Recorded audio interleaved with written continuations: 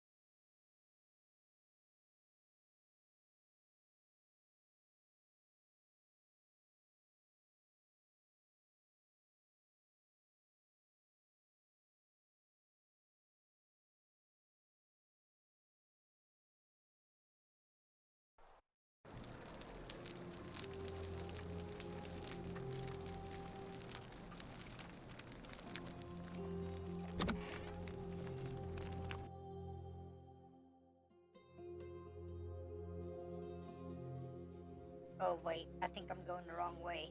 Crap. Uh,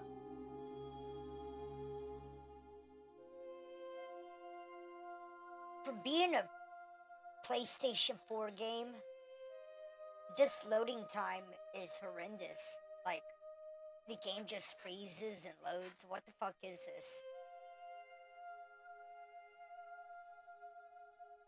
I mean, yeah, this game's like, what, 3, 4, 5 years old? But games don't. This shouldn't be happening. Yeah, I'm going the wrong way. Now, sit through the loading screen again. God damn it.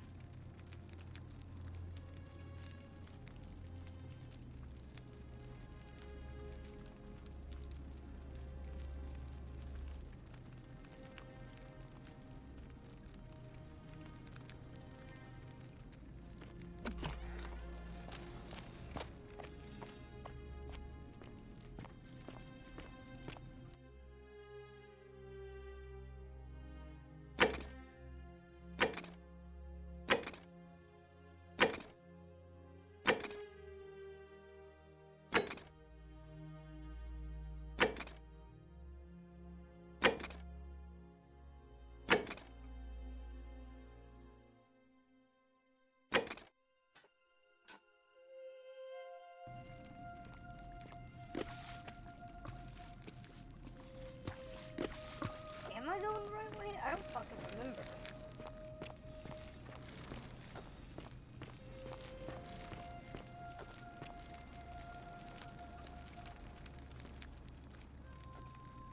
Wait, this is where I came in at.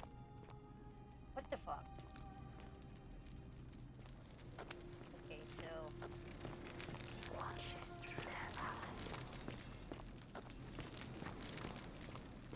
I was supposed to bring that chick in here. Alright, you know what? I'm gonna have to refer back to the previous episode to remember what the hell I'm doing.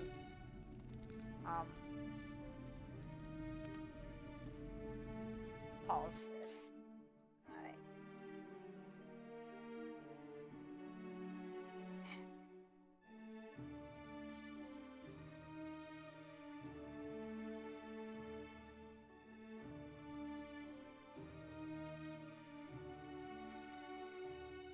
Okay.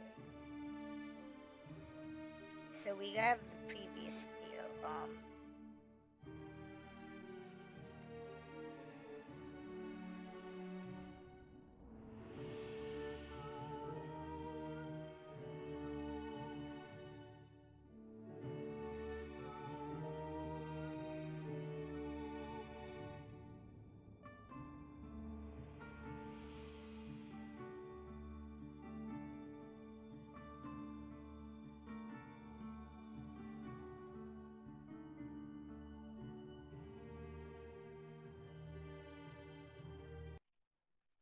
For now, but you'd best make sure our paths don't cross again.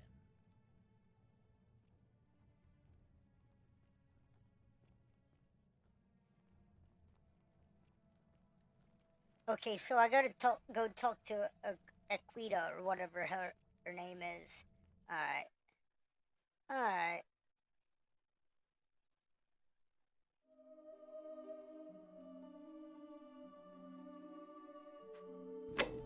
Alright. Let's go talk to Equita. What the fuck is her name? Equita. Equisha. Equisha is her name. Fucking loading screen.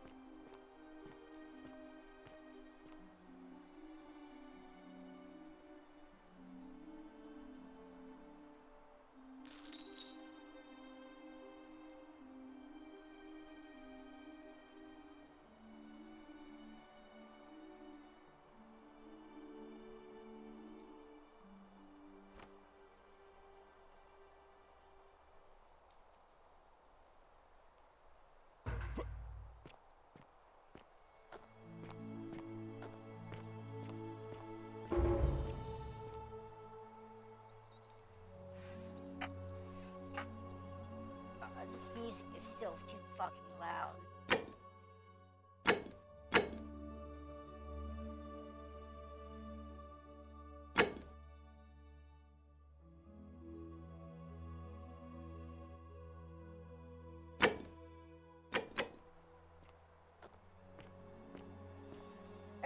That didn't fucking change it at all. Holy shit.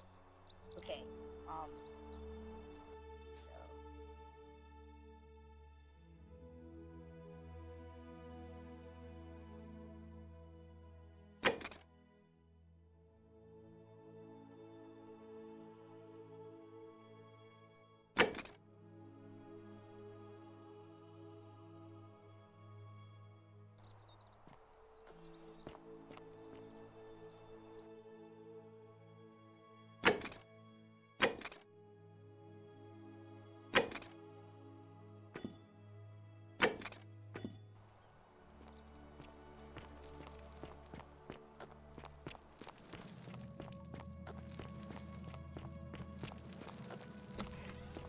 Loading screen, yay!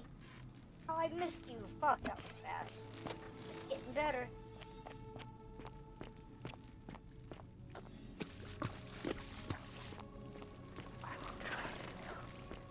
Then help me, bitch. Stop whispering and help me. I want to go home.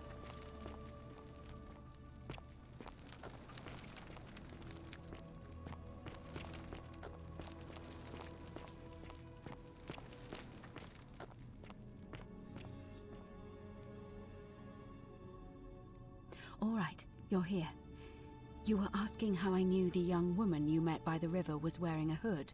Here, look down at the bottom of the baths. It's a little hard to make out in this light.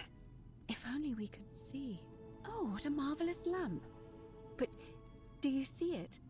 Somebody waking up by a river in a forest to find a hooded figure with a coin.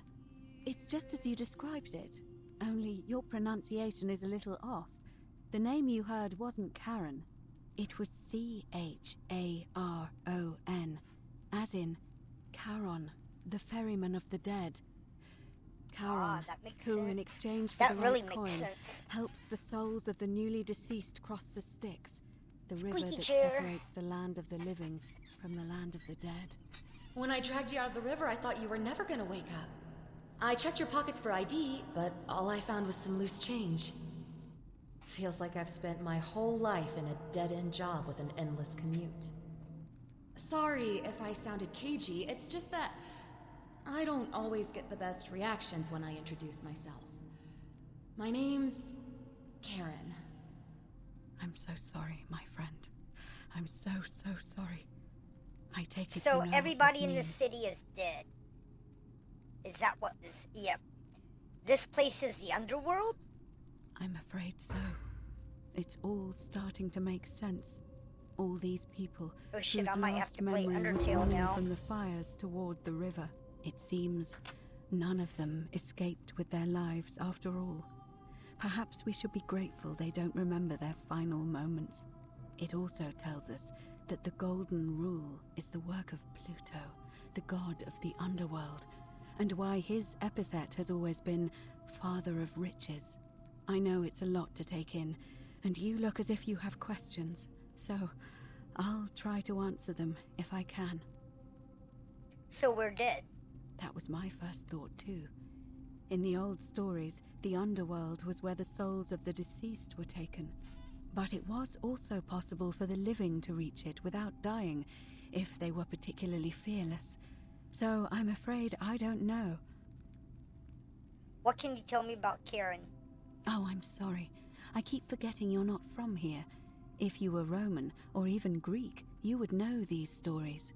Each of them is slightly different, whether the storyteller was Plato, Homer, Virgil, or Ovid. But they always involved the souls of the dead meeting a grim ferryman named Charon on the bank of a river. It was said that he'd help the new arrival cross, only if they could pay him with a coin, an obol. That's why it was once our custom to bury our loved ones with a coin in their mouths. Charon's obol, we called it. Of course, an obol was a kind of Greek coin, because we inherited this knowledge from the Greeks. Why didn't you all recognize Karen immediately? To be fair, the ferryman isn't exactly as the poets described, and he, she, they seem to appear to different people in different guises. You say you saw a young woman named Karen with a hood, and I once heard Kabash mention a stranger in a ram headdress named Kerti, and Rufius described meeting a stranger named Kumut Tabal wearing an eagle headdress. But whatever form this stranger took, they were always wearing a hood of some sort, and their name always began with a K sound. I suspect the only way you'll solve this riddle is if your paths cross again. Good question. Let's see. In the stories, Charon would always require a coin as payment for passage across the river. But that never made any sense to me. What does an ancient immortal being need with coins? In our case, it seems Charon didn't take the coins we had. He or she merely checked we had one in our possession. So, maybe there's something special about the coins each of us had on us. That might explain why we wound up here, but so many others did not. Why were you trying to keep this from me? No. I mean, I had my suspicions, especially after Livia's ramblings, but I would never have figured it out without your help. I promise you. That's all the questions I Now had. that we know where we are, we have to figure out what to do about it, if we don't want to be cast into gold for eternity. We don't have much to go on, except the old stories. I remember 4 in particular about heroes in the underworld. Hercules, the demigod and son of Jupiter. Orpheus, a Thracian poet. Sisyphus, a king of Ephyra. And Aeneas, a Trojan hero. Hercules was able to leave the underworld because he cowed its god with his strength. Sisyphus and Orpheus both relied on their wits instead. They persuaded the goddess of the underworld, Proserpina, to help them escape. And finally, Aeneas was able to escape with the help of a spirit guide, who led him through a secret gate. So it seems you have 2 options: to confront the god of the underworld head-on, or find a way to escape with the help of Proserpina or some other guide. Can't we just escape the way we came in? It's a reasonable question, but the problem is, this place is fairly well designed to keep us here. There's no way to climb up the shaft. And even if you could build a ladder big enough, just trying it would break the Golden Rule. We know that, thanks to the writings left behind by those who've tried. I've noticed you've seemed uncomfortable calling the god of the underworld by his name. Why is that? All Romans try to avoid saying it, and the reason is quite simple. He might hear us. You may refer to him as Pluto, if you wish, but you'll only be calling attention to yourself. Do Pluto! so at your own peril. Pluto, look, I said Pluto, bitch. Shh! Is everyone so blunt where you're from? Oh. That option would be the boldest, but also the only way to learn the truth about the Golden Rule, and maybe even put an end to it. As I said, Hercules managed to overpower the god of the underworld, but he was a demigod. Forgive my candor, but you are no Hercules. I have a few tricks up my sleeve. I'll admit, you do seem different to anyone I've ever met. And even that lamp of yours looks like something Prometheus might have stolen from the gods. So, if you want to confront him, I'll help you as much as I can. Who knows? Perhaps your name will be uttered in the same sentence as Hercules one day. But first, you'd need an audience with you-know-who, and for that, you'll need to enter the great temple overlooking the city. The problem is, the door has been sealed shut for as long as I've lived here, and there doesn't even seem to be a keyhole. I suspect the answer lies in the desecrated obelisk in front of it. I'm not sure if you noticed, but there are 4 plaques missing from its base. It looks as though somebody, or a series of somebodies, forcibly removed them, and in doing so, dishonored and angered our divine keeper. If you could recover and replace all 4 of those missing plaques, I imagine he might be willing to receive an audience so 4 again. plaques. Seems easy enough. What can you tell me about the obelisk? It's the towering stone monument with 4 sides and a pyramid-shaped head really? that stands Really? before the great temple, a dedication to the god I bet of you this stole that place. from Egypt, You'll didn't you? find them all over Rome, but of course they were looted from Egypt many Of years course. ago. It seems one of them made its way here too, Fucking thieves. although how is a mystery.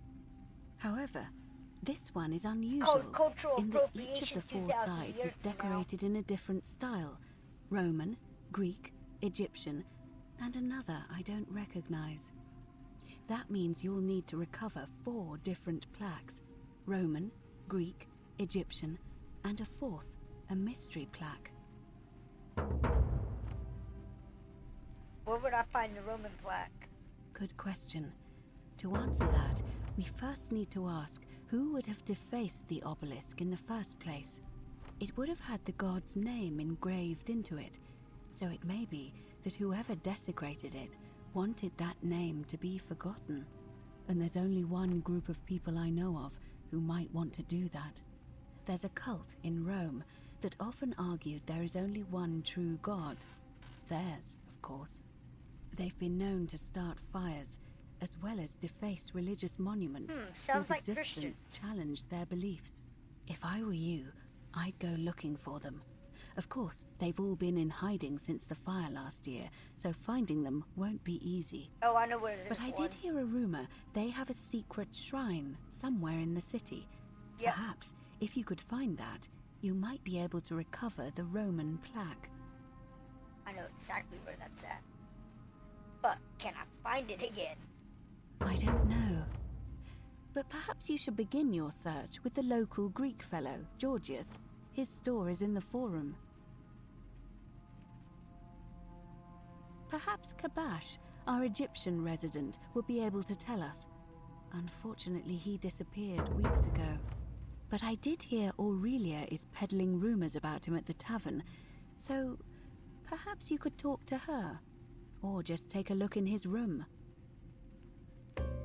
I'm afraid you're on your own with that one, but perhaps finding the other 3 will illuminate the way. Oh yeah, that's right. I pissed her off. I can't talk to her. As I mentioned, both Orpheus and Sisyphus were said to have persuaded Proserpina to help them escape, and Aeneas was guided to the exit. The problem is, those are the stories of a poet, a self-aggrandizing king, and a brawler about their own heroic deeds, so they should be taken with a grain of salt. First, Proserpina. What we do know about her is, well, it's a grim tale. It's said the god of the underworld abducted and dragged her here against her will, forcing her into marriage.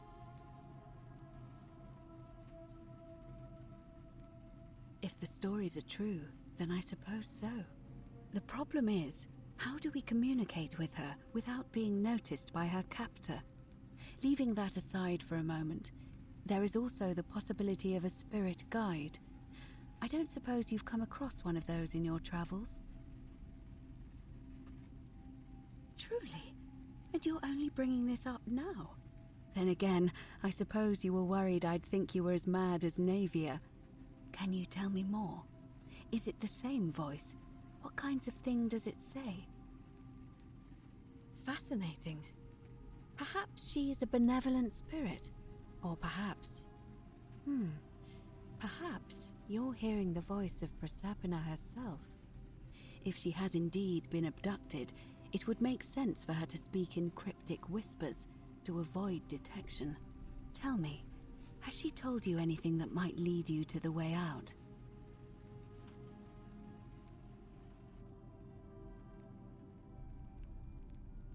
That is strange. There are no rivers here. Let me think on that.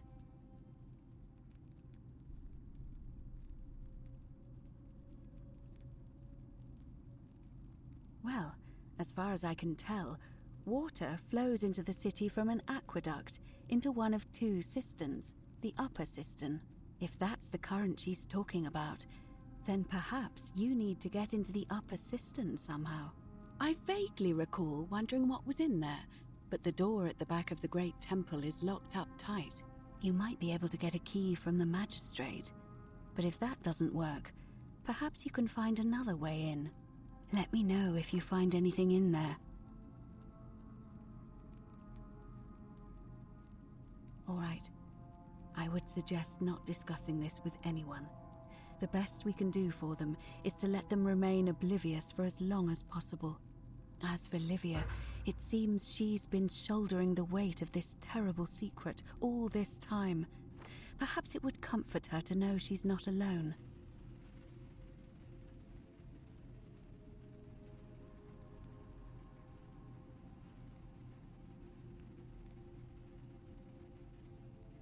In any case, time is of the essence, so you'd best begin. May Fortuna guide you. Although you may not need her with Proserpina on your side. Alright, so we gotta get in the fucking water tank. I beat you, haha. I'm first. Haha, you're so slow.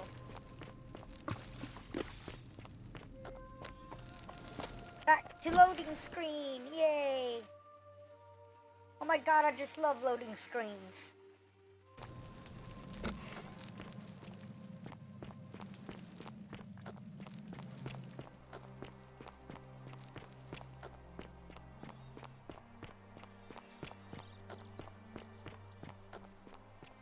May Apollo keep you safe. That's her.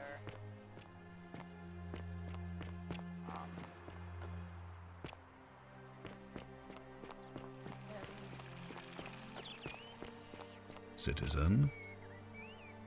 Ah, you've returned. Do you have any news about your investigation? I think it's best if I hang on to it. You mean to ask, why am I unwilling to trust a newly arrived non-citizen with access to our water supply, the lifeblood of this city? I'm sorry, but that is simply out of the question. Yes, our water supply. From you. I wasn't born yesterday.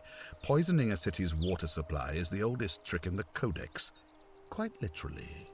Aeneas the Tactician wrote a siegecraft manual for military commanders some 300 years ago, recommending the poisoning or pollution of cisterns. And I'm beginning to wonder if the culprit we're looking for might, after all this, be you. Perhaps it was a mistake on my part to place so much trust in you. Oh, shut the fuck up!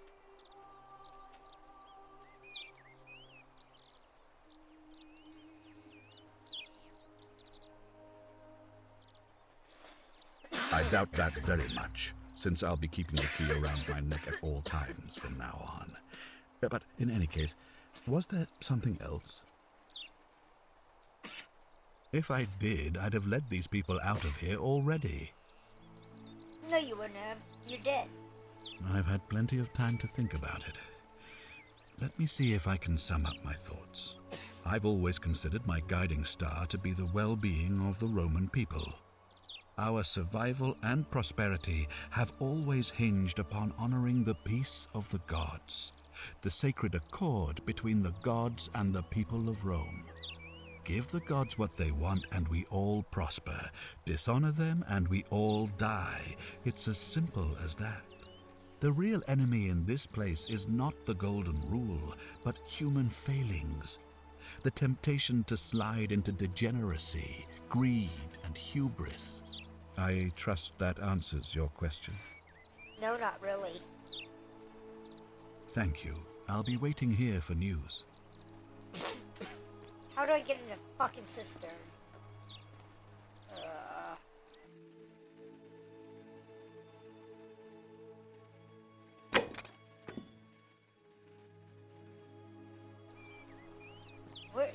Where even is the upper cistern? Like, how do I get up higher? Is it up there? It can't be up there. Where the fuck is this bitch? Can I jump? Yeah, I can jump. Okay. It's gotta be over there. It's gotta be over there. Or up there.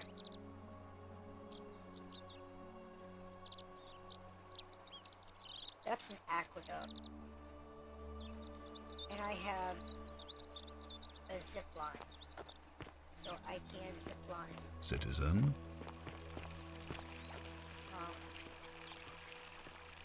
Let's explore.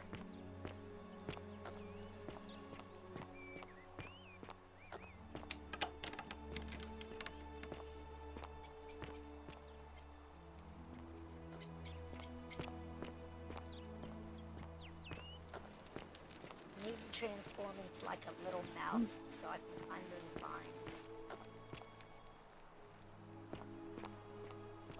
Oh yes, our magic torch.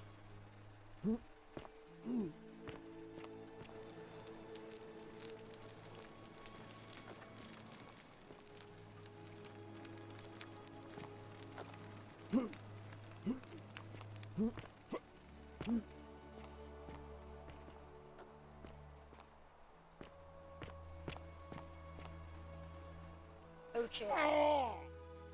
Ow. Oh, fucking A. It's really like that. I gotta start from the last save. Motherfucker.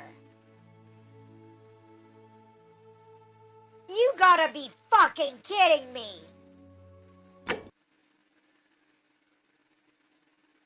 Oh, Jesus fucking Christ. This bitch.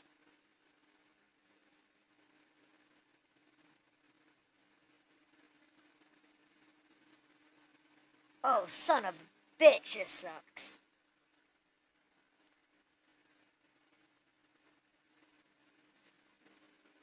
Fucking 30 minutes in the stream and I'm already ready to rage quit. Oh, good. Good. Good. It started here. Alrighty then. This is good. Haha, bitch, I beat you still. You're so slow. Wait against the current. Alright.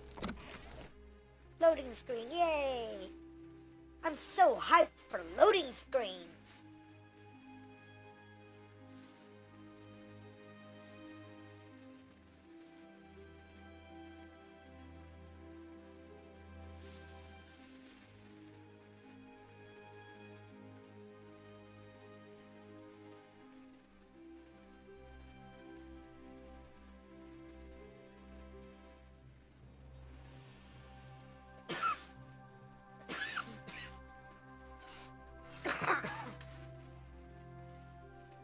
Loading screens, yay! Yay! Loading screen, bye! Okay, how do I get the fucking... Okay, I know what you're gonna say, I don't even want to talk to you. How do I get up there?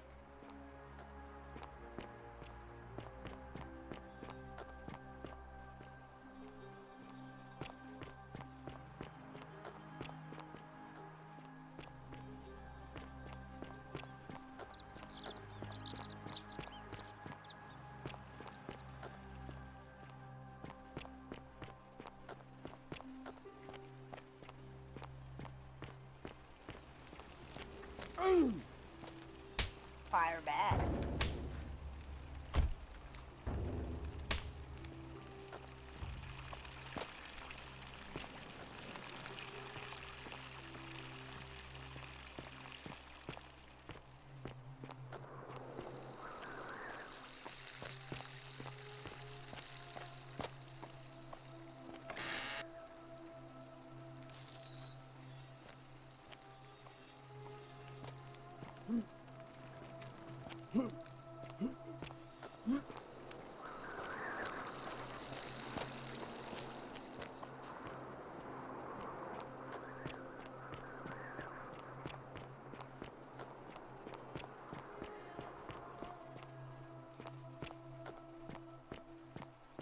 Say something.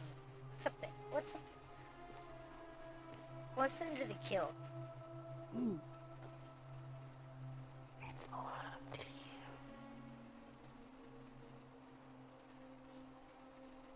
It's all up to me. Alright, so what the fuck does that mean? You're being a little vague. Oh shit, I forgot I had the bow now.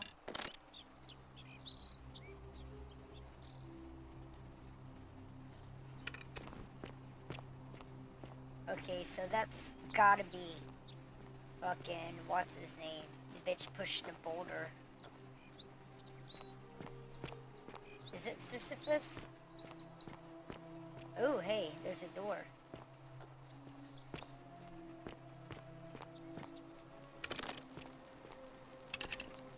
I don't think I want to go in the front door.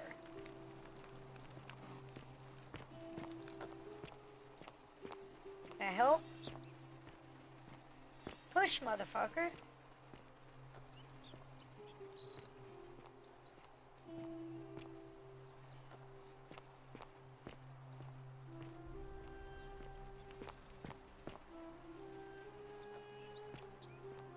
Yeah, you stop. Don't fucking do that shit. Shit's creepy.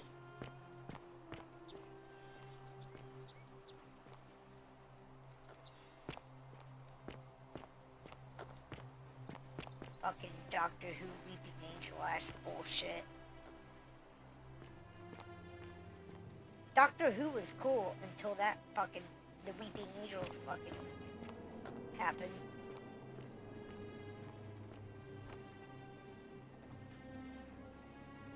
Huh. Alright. So it's just a fucking locked door.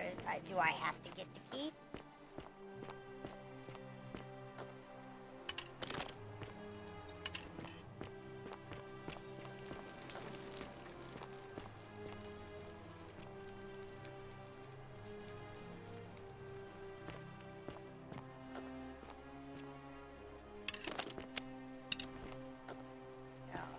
They wouldn't just lay a plaque out here in the open, would they? Just for a fucker to find what's up here.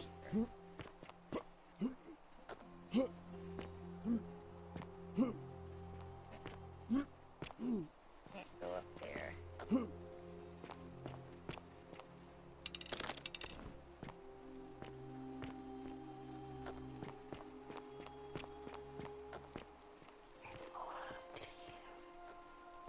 I can zipline.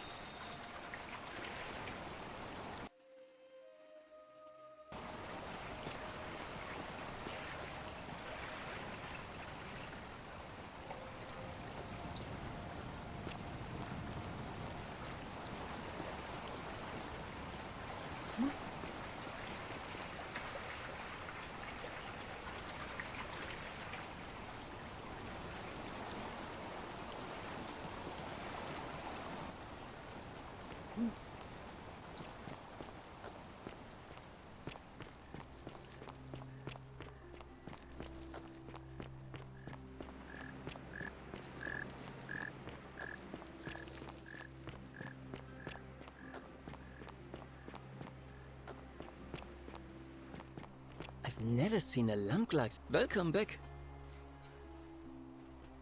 Nice to talk to you.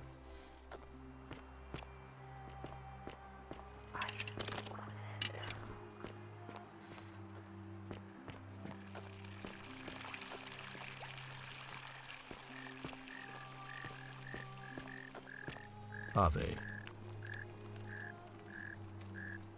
Ah, you've returned. Do you have any news about your investigation? Nope.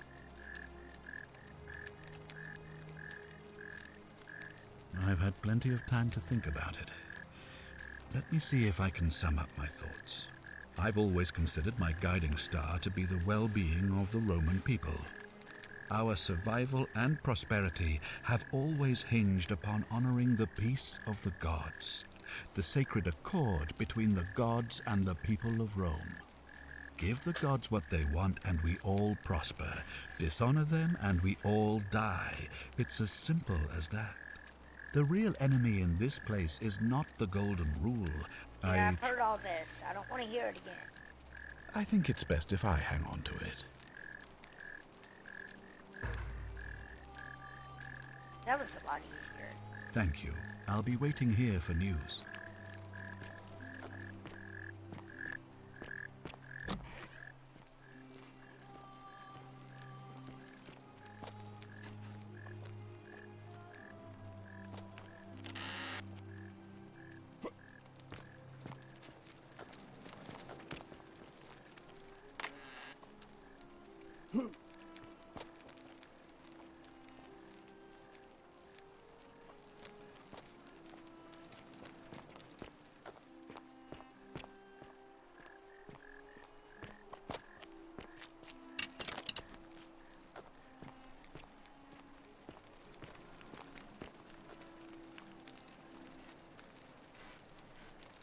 Oh, look, you're back. How lucky for me. What is it now? I trust you can see yourself out.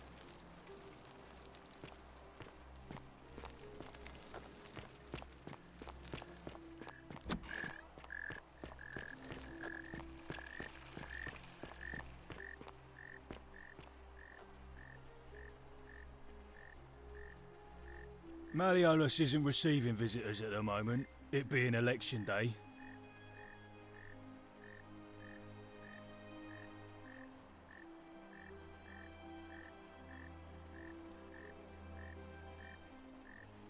She's not here.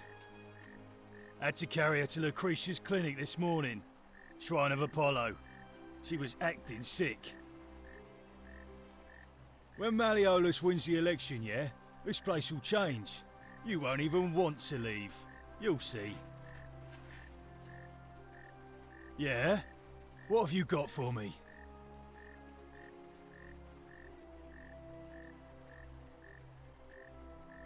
Os in Coolio mio. Just make it good.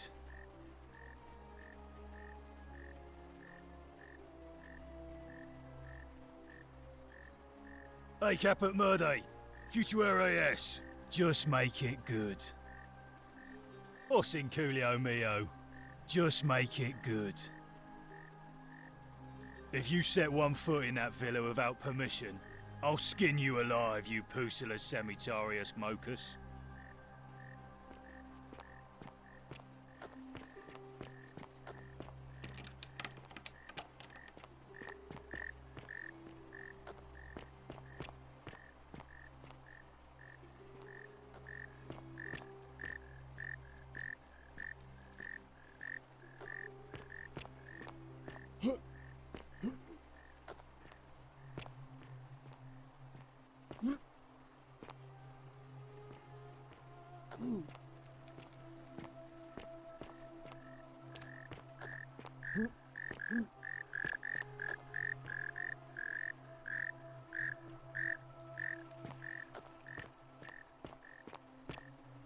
Keep walking.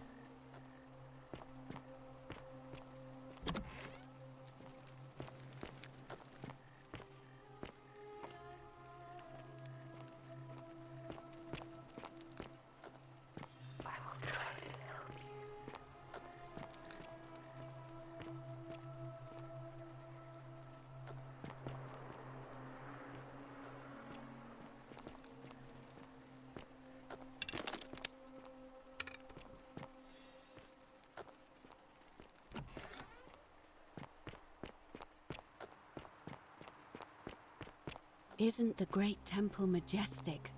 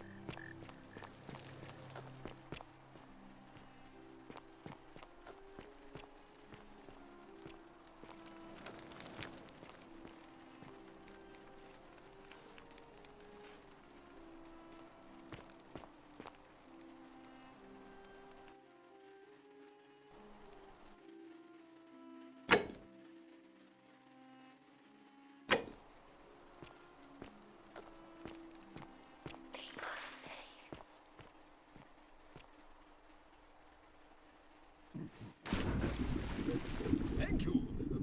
Thank you.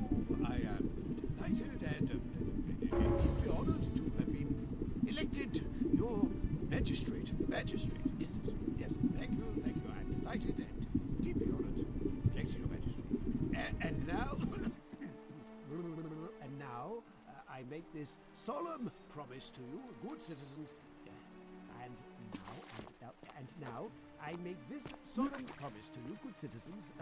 Under my leadership, you will finally enjoy the freedom you deserve. Did you just leap into my villa from the balcony 100 feet above? That was either extremely reckless or impressively clever. Well, why have you risked life and limb to see me? Are you insane?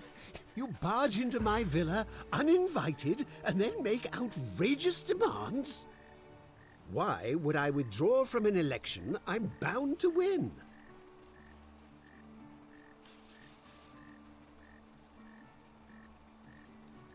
Don't talk nonsense. There's no such thing as the Golden Rule. How could you possibly know that?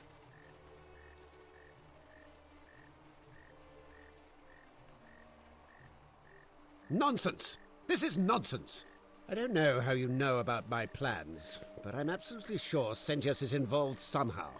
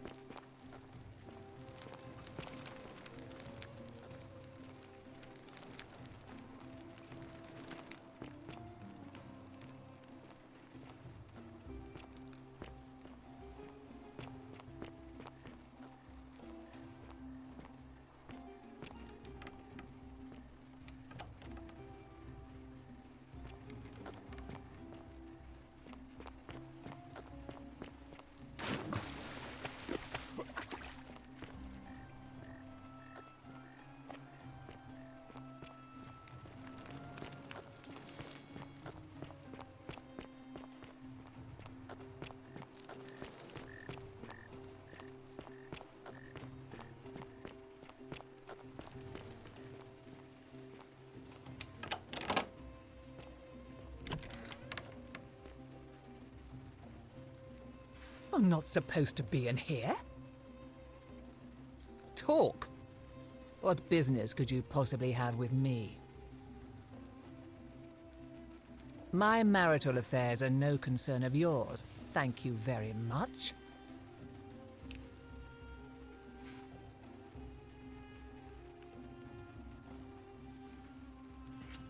I think a better question is, why am I being interrogated by a stranger who just barged into my villa? I have quite enough marriage trouble already, without having to explain to my husband why I am receiving strange men in private.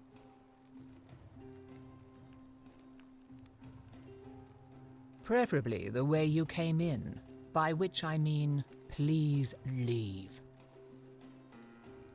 I think it's about to be broken if you don't hurry up and leave.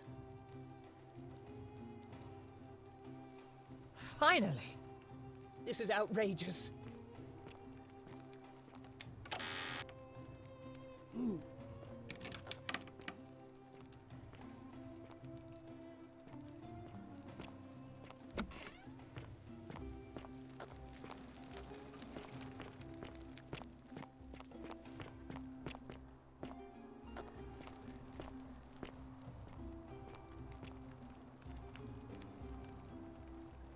Okay, so I'm kind of stuck. I don't really know what the fuck to do now.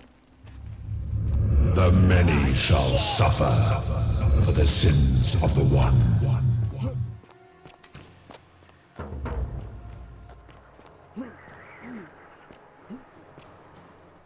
No! Fuck. I wonder if that did anything. It's gonna put me back where I saved that. Shit. Alright. Maybe try it different.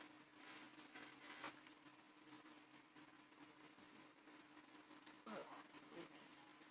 Do different dialogue options. I think I can talk to Malleus fresh again. I think. Oh, damn. Excuse me.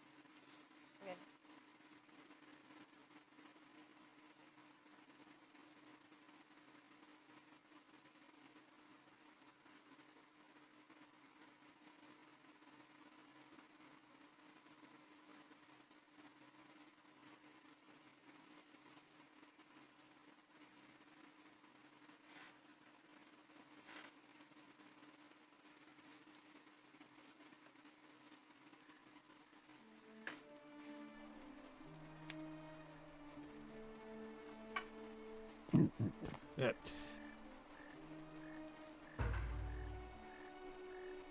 Did you just leap into my villa from the balcony 100 feet above?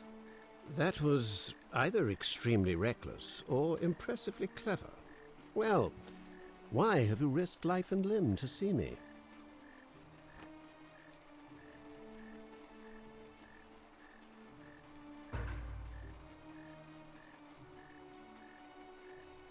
My name is Marcus Malleolus Gurgis. You seem to have confused me with someone else. You mean my heterochromia?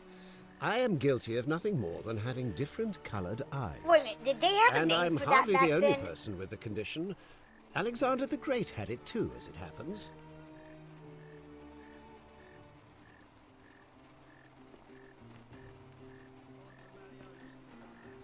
Ah, shit. Election time.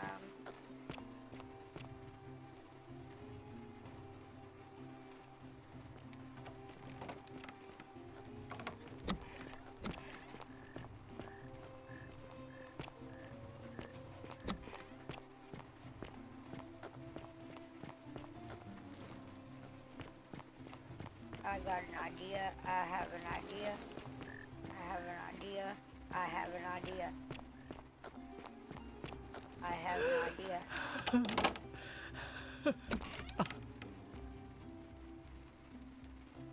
I'm not supposed to be in here. Domitius, come quickly. We're being robbed. This is outrageous. The many shall suffer for the sins of the one.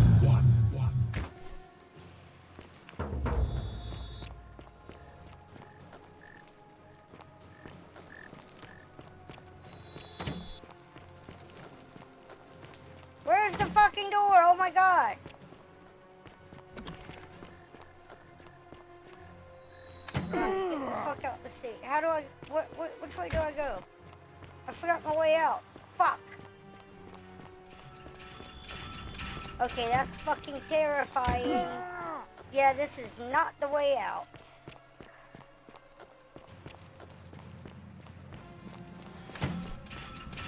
Yeah, not the way out, and I'm gonna die. Please grant us your protection. Haha, you missed. I'm gonna fucking die. That's fucking terrifying. Run, bitch. Okay, here we go, here we go, here we go, here we go. Go, go, go, go, go, go. Go, go, go, go, go. Run. And yes, we're going the right way. We're going the right way. And I might do this.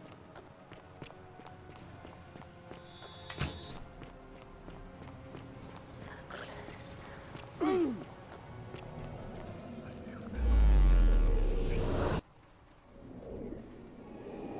think I did it.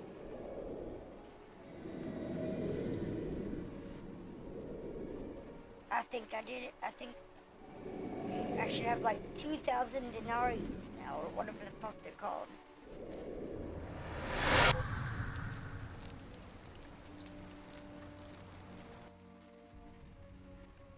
Yes, it worked. Haha. But I'm still almost dead. I guess I'll get my help.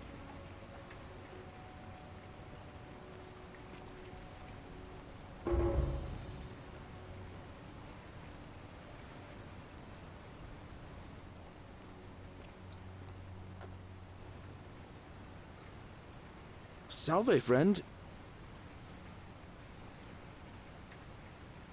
Oh, sounds serious.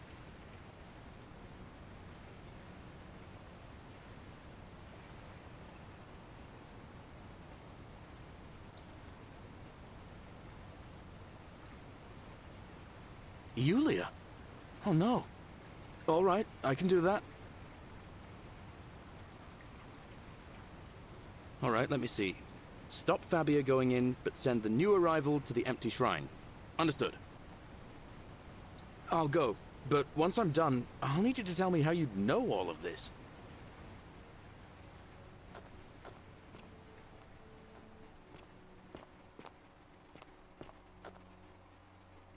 Oh, damn it. Okay, so... Fuck. Fuck, fuck, fuck.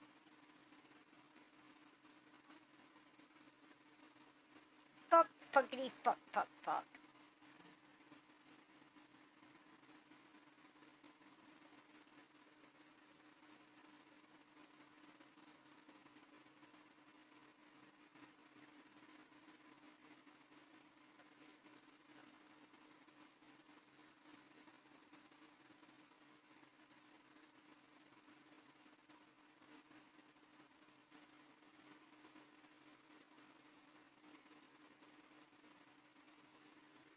Is that my fan making noise, or is that the TV?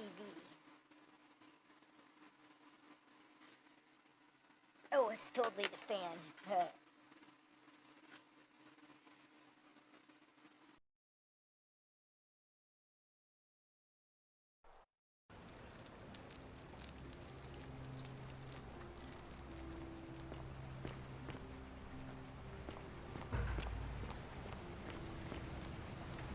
Okay, go do this shit. Hurry up. Salve, friend. Mind telling me who you are and why you look like you've just taken on a gladiator and lost? Still got something to do. Oh, sounds serious. Yulia? Oh no. All right, let me see. I'll go, but once I'm done, I'll need you to tell me how you...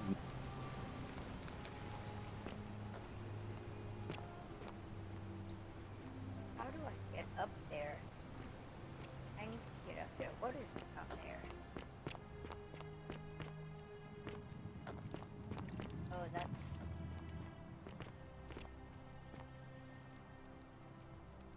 Ah, you're here. I'm so glad you decided to visit. I'm Aurelia, and I hope I'm not being too forward, but there's a light in your eyes I've never...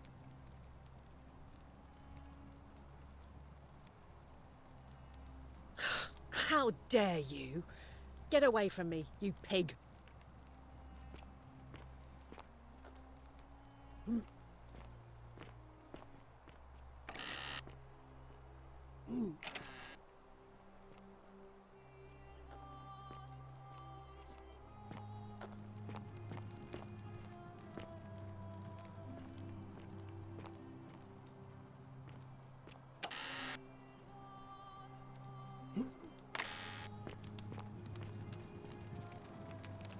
Just as the ocean accepts the river, but it does not know.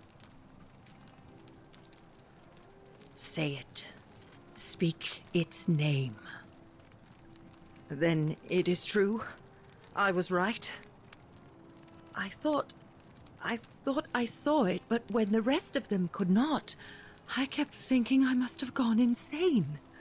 I had to tell myself it was true over and over again, until I wasn't sure if I was deceiving myself. I must apologize if my words seem cryptic. I'd found comfort in reciting the Metamorphoses by our great poet Ovid. He gives such an uncanny description of this place. Why aren't you I cannot looking at me help but now? wonder if he himself came here. Would you like to hear it? I will do my best to remember the relevant verse. There is a downward path, gloomy with fatal yew trees. It leads through dumb silence to the infernal regions. The sluggish Styx exhales vapor, and by that way, the shadows of the newly dead descend, entombed with full rites, and the ghosts of those, at last, given proper burial. The wide, thorny waste is cold and pallid, and the newly arrived shades are ignorant of the road that leads to the Stygian city, where Black Dis has his cruel palace. As the ocean accepts the rivers of all the world, so this place accepts all the souls, and is never too small for any populace, nor notices the crowds that come.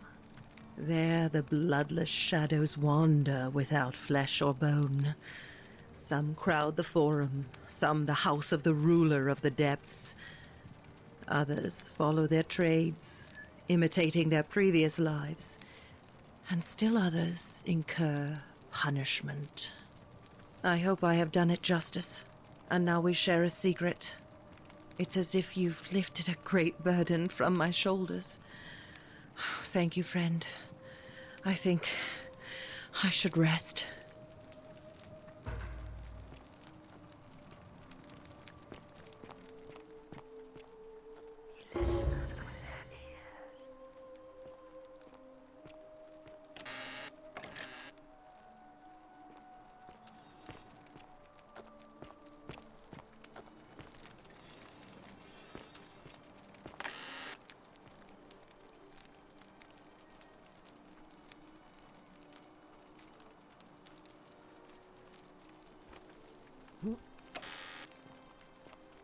That was a lucky find. Well, shit, I should have looked there a lot earlier. Good you for. Holy shit. Now I just gotta figure out where the shrine to Apollo is.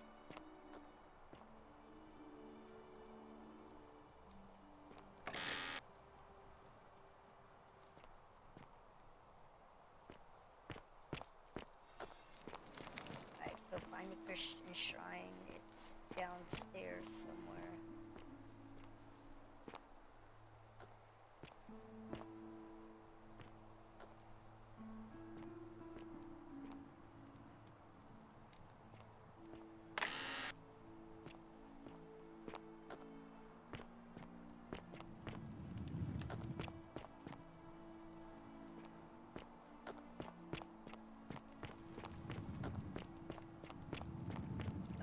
That way.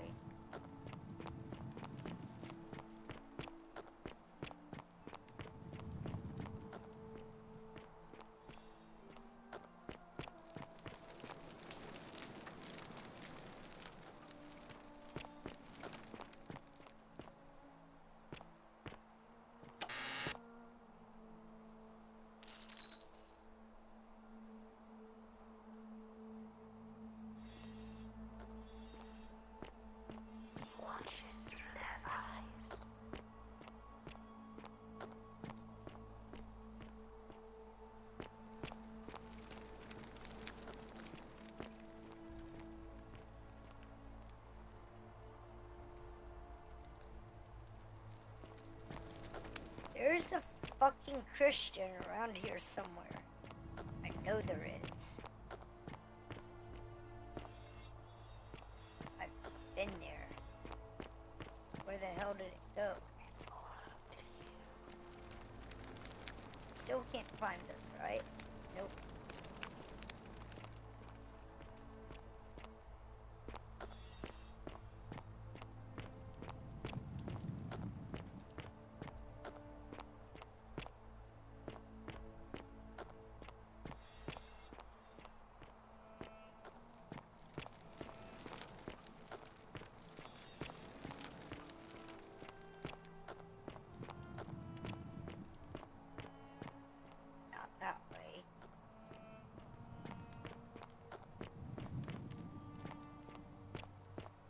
Way, maybe?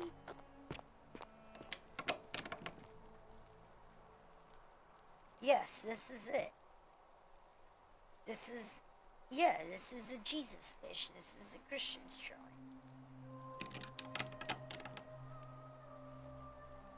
I'm not stealing the loaf of bread. Fuck that.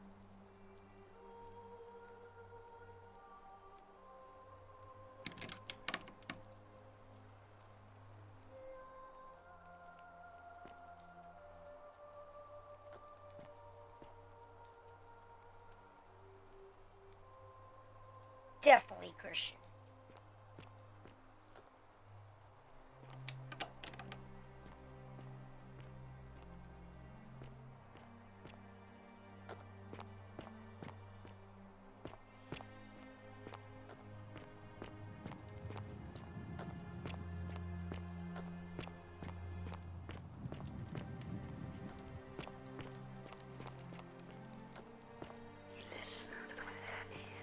Okay, this is what's up here. Alright.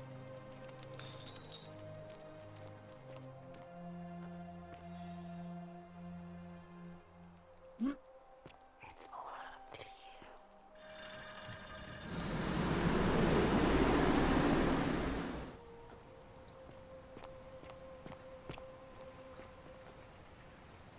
Oh, that's handy. That's where... Okay, okay.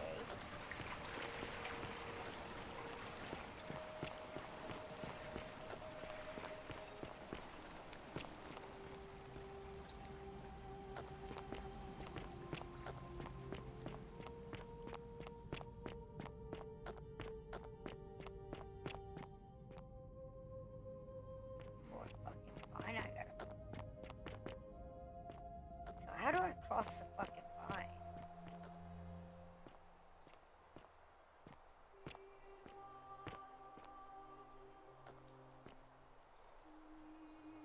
There's gotta be some stupid way I'm missing.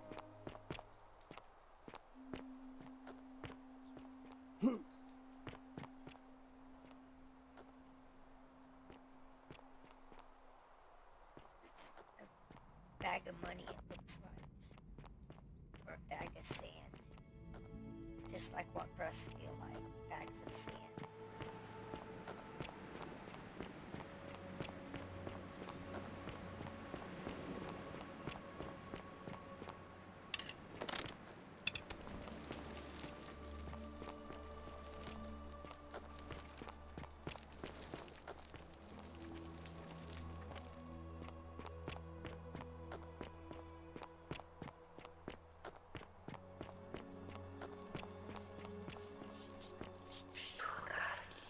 Salve, friend.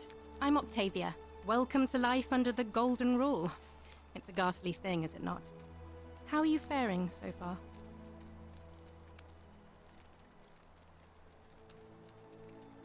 All right, well, it was lovely to meet you.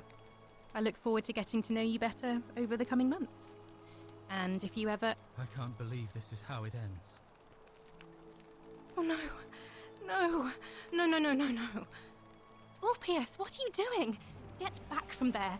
If you lose your balance, you'll fall. That's the idea. What? Why? Why would you want that?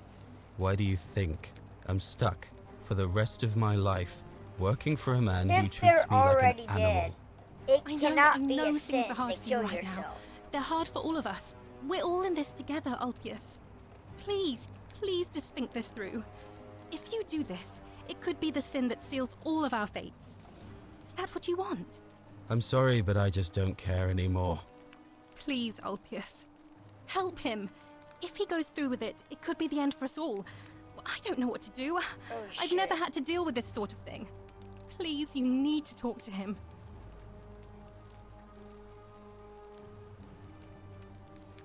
Thank you. And please, choose your words carefully.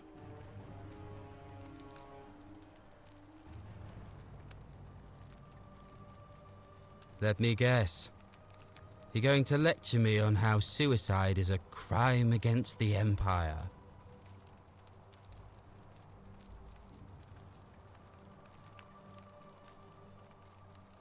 You're not going to trick me. I'm no coward. I intend to go through with it. Like what? I'm stuck slaving away for that Culus Cumulatis for the rest of my life. What do I have to live for? You're just saying that to buy time.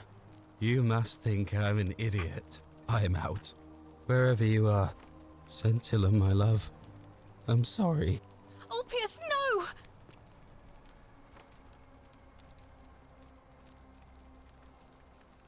I can't believe he went through with it. Oh Lord. That poor lamb.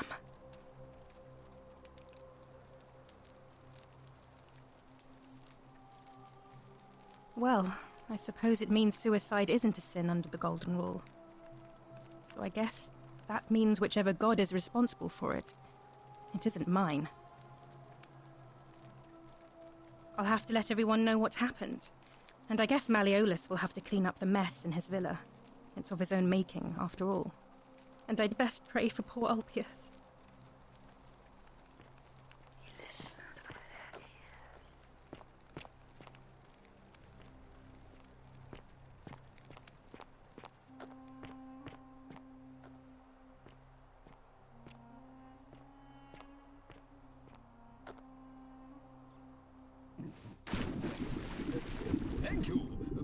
Thank you. I am delighted and deeply honored to have been elected your magistrate. Yes. Thank you. I'm delighted and deeply honored to be elected your magistrate. And now, I make this solemn promise to you, good citizens. And now, I make this solemn promise to you, good citizens. Under my leadership, you will finally enjoy the freedom you deserve. And no more shall you walk on eggshells. Yes. No more shall you walk on eggshells, fearing simply to live and breathe because the tyrant Sentius told you it was forbidden. Yes. My first act as magistrate, I hereby announce a day of, well,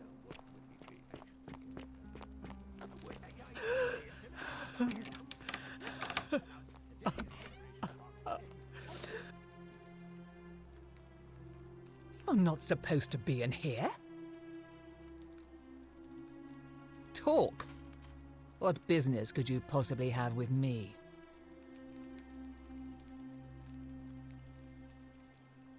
I think it's about to be broken if you don't hurry up and leave. My marital affairs are no concern of yours. Thank you very much.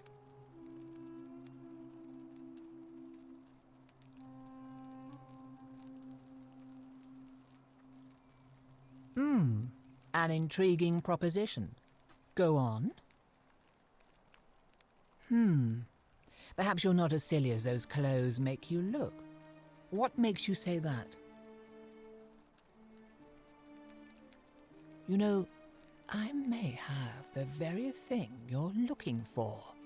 Some time ago, when he still cared for me, he wrote me a love letter. Only, he used the wrong name. Now, addressing one's wife by the wrong name is not unheard of among philandering Romans. But in this case, the name he got wrong was his own. I confronted him about it, and he stammered through some incoherent response. I let it go, eventually, and yet questions have lingered in the back of my mind ever since. But wait a minute. Why exactly are you helping me?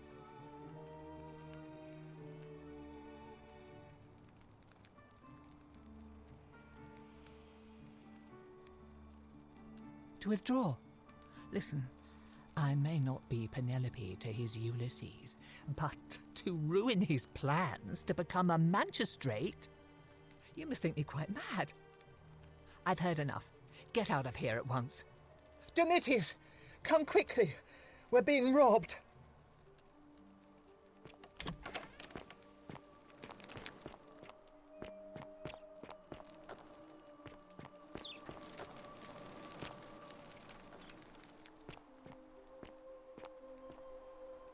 Did you just leap into my villa from the balcony 100 feet above? That was either extremely reckless or impressively clever. Well, why have you risked life and limb to see me?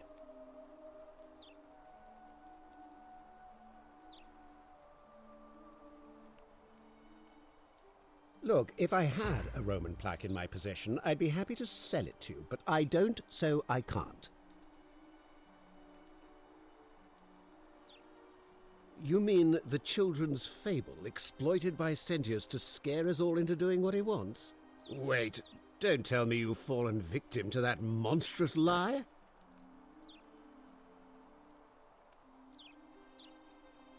The person making a claim bears the onus of proving that claim. Can you do that? Can you prove the Golden Rule is real? Nonsense! There's no way you can prove that. If it was real and you'd seen someone break it, then you'd be dead already.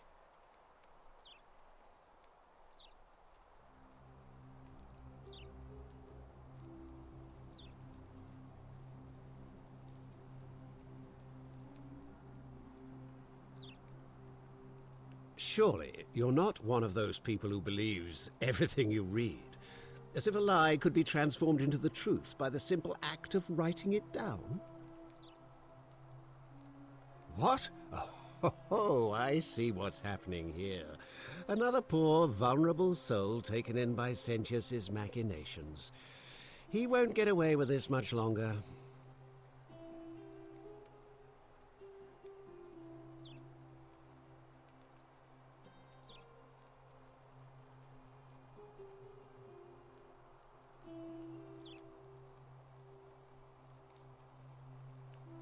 I disagree. I'll be guided by what is best for the city's people, and that means giving them the freedom to do as they wish. You mean that book next to a golden statue in the theater? Tell me, how do you know that statue wasn't put there by Sentius himself? You can't know, can you? True, but that is simply because you are mistaken.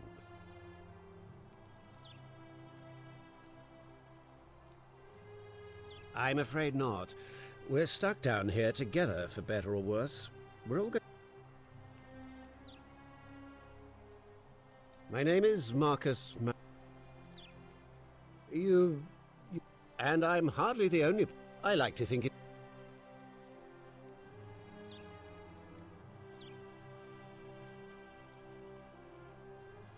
Well, I am not suffering from any delusions, as today's election will firmly establish. Unlikely, because it simply isn't true. Now, was there something else you wanted? I'm Malleolus, and if it wasn't for this interruption, I'd be practicing my victory speech for the election later today. I'm glad you asked. I'll finally restore freedom to this city, just as I've been promising. These good people... By declaring there's no such thing as the...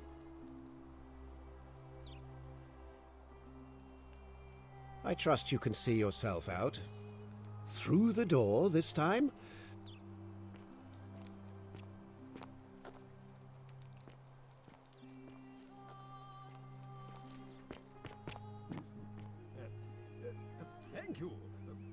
Thank you. I am delighted and deeply honored to have been elected your magistrate. Magistrate. Yes. Thank you. I am delighted and deeply honored to elect you magistrate. And now.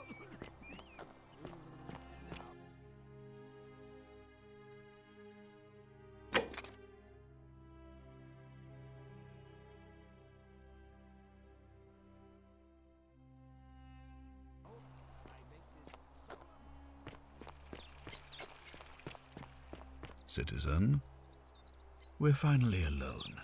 I assume you already know. We have? I must... Is that about right? Seems rather brash, but all right. Why have you sought...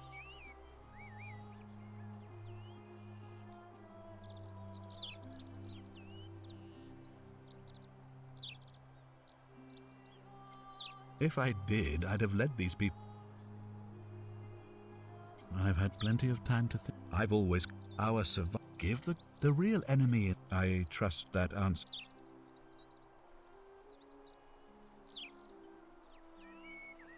Of course. What is it?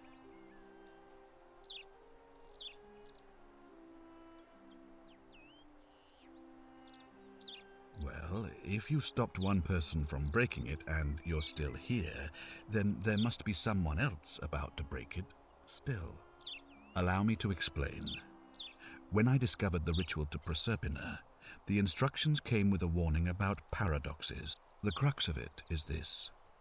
If you do anything to change the course of history in such a way that your very being here is impossible, you will have created a paradox. To illustrate, when the golden rule is broken, I will open the doorway that will bring you here to prevent it from being broken. If you manage to succeed in saving our lives, then I will have no reason to open the doorway, and you will never have come here. A paradox, you see? The same thing would happen if you, say, inadvertently, allowed me to die. If I can't summon you, then you can't... If either of those things were to happen, I am given... So the fact that you are still here means... Excellent. So, it looks like you'll have to continue your investigation. Now, was there anything else you wanted to ask?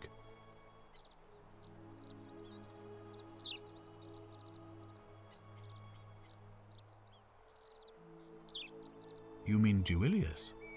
But... Of course. What? Yes? Why do you say that? What? That's... I'm speechless. How do you know? Of course, this isn't your first loop, is it? Well then, you must stop him from winning the election. I expect you'll need some kind of leverage on him, but I can't be seen to be involved in this, of course, so you'll be on your own. You'd better not waste any time, and may Swada, goddess of persuasion, go with you. Good, thank you.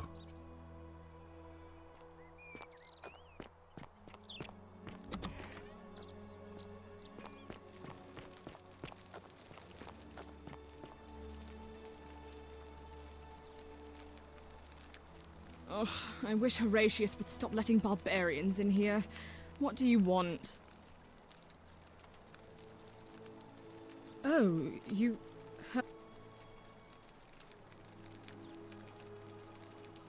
Oh, really? That commoner in debt bondage next door thought he could win over a magistrate's daughter. That's... Oh, I can see why she worked so hard to keep it a secret. Quick, go and find him and ask him what he knows.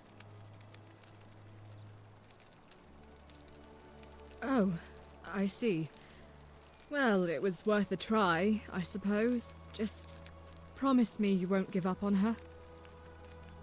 Thank you.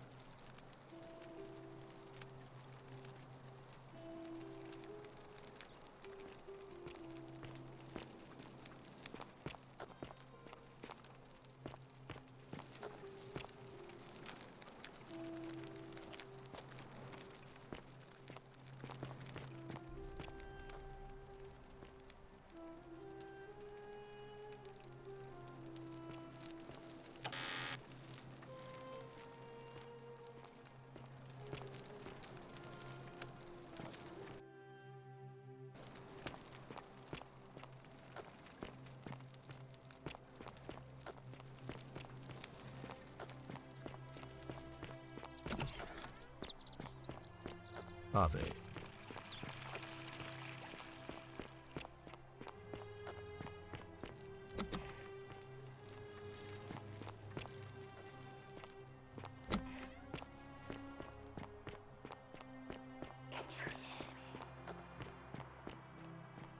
On your best behavior, I trust? What is it, citizen? I'm a legionary of the 1st Italica, but there's not a lot of fighting down here. So the magistrate has assigned me other duties. I act as the magistrate's right-hand man, keeping an eye on his daughters. Daughter, I should say. And the others, and making sure they're all behaving. I also keep a register of new arrivals. I'm from Liguria, up north originally. I was doing all right for myself. 12 years into my service. Had a nice girl lined up for when it was all over. Not anymore. She's probably figured I'm long gone and moved on by now. I try not to think about it. My commander sent me to deliver a message to Rome. While I was there, I thought I'd do something nice for my girl, and pick up a little pendant from a silversmith. That's when the crowd started flooding through the streets, shouting fire. People were screaming, trampling each other. Then some Genetricum Fugitor tried to take advantage of the chaos and pinch my pendant. I remember chasing him through the crowds, down towards the river. And then, nothing. Blacked out and woke up near here. No idea how I ended up floating so far downriver. But I'm fortunate to be alive, I suppose. Ah, don't be. As Seneca the Younger said, difficulty strengthens the mind, as labor does the body. That said, Sentilla's disappearance has been more difficult than I'd care to admit. He's one of the better commanders I've ever had, that's for sure. Good stoic. Lives by Seneca's words. Treat your inferior as you would wish your superior to treat you. Can't ask for much more than that.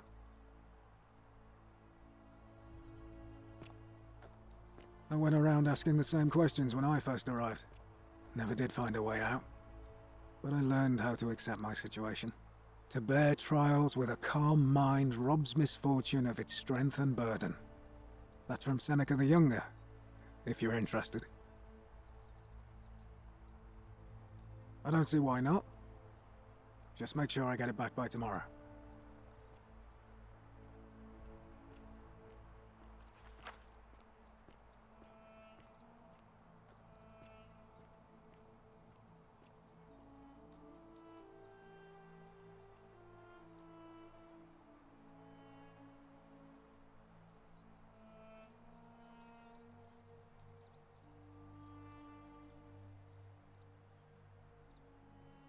Of course. Well, as I always say, it's kind of like a divine version of the practice of decimation in the Legion. By threatening to execute 1 in 10 men, the idea is to ensure order and discipline among everyone. And it works. If you knew you could be executed because your brother-in-arms is planning a mutiny, well, you'd bloody well watch him like 100-eyed Argus, wouldn't you? Because your only chance of saving yourself is to stop bad things before they happen.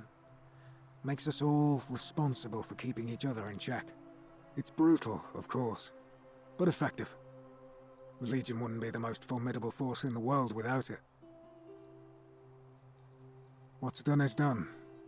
I was forced to execute my brothers-in-arms, and those memories will always visit me in my sleep. But life is harsh, and I've come to accept my lot. As with the Golden Rule, I don't have any control over it, so railing against it would be like trying to stop the seasons or the tides. As Seneca the Younger wrote, true happiness is to enjoy the present without anxious dependence upon the future, not to amuse ourselves with either hopes or fears, but to rest satisfied with what we have, which is sufficient.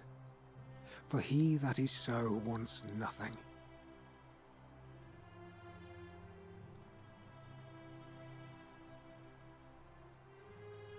A war crime? Isn't that a contradiction in terms? As Cicero said, in times of war the law falls silent.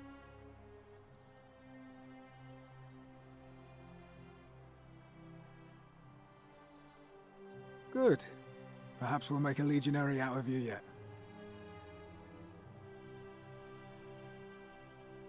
If you like. Not that it's any of your business, but my loyalty is and always will be with Sentius. Unfortunately, I don't think my vote is going to make any difference today. See, Domitius has been going around town, shoring up votes for Malleolus with lies, bribery, and intimidation. The man's a savage, but he's a gladiator, so people fear and respect him more than they should. Sentius knows about it, of course, but he doesn't have the same rat cunning as Malleolus. This place will be different with that sleaze at the helm. But I try not to worry about things I can't change. I appreciate the thought, but you're new here, and I just can't see how you could make an impact in the time between now and the election this afternoon. In any case, if you're interested in the election, go and have a chat with Equitia, the Vestal Priestess. She'll be overseeing proceedings.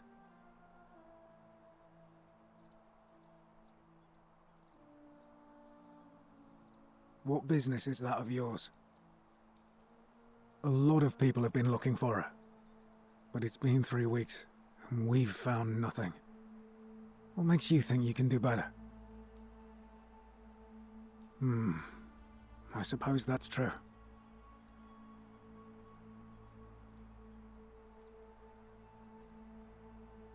Scintilla was always a kind, well-behaved young woman. I admit, her disappearance really caught me off guard. If anyone knows something, I'd expect it to be Sentia, Malleolus, Claudia, or Domitius. But none of them will tell me anything. You might fare better, though, I suppose.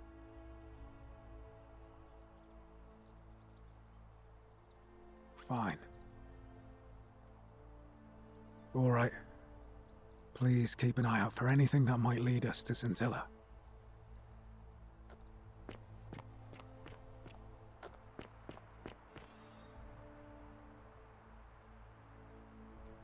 Name's Rufius. Better watch your step. No idea what you're talking about. And I think you're an imbecile if you think that's going to work on me. I have nothing to say to you, kaput mad.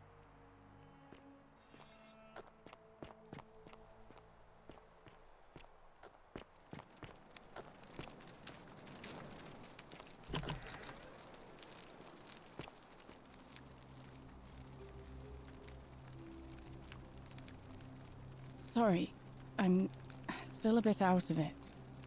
Galerius just saved my life. Was there something you wanted?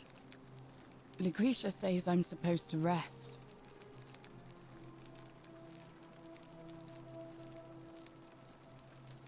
Our priestess, Equitia, once told me it's the god's way of creating a city without sin. But if that's the case, then whichever god is responsible for it didn't think it through.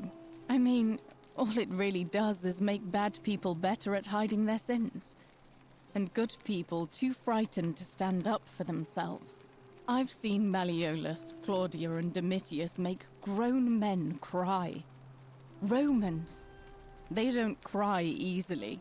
They've never physically hurt anyone. But the point is, they don't have to. They've got people running scared because everyone knows Malleolus is the favorite to win today's election.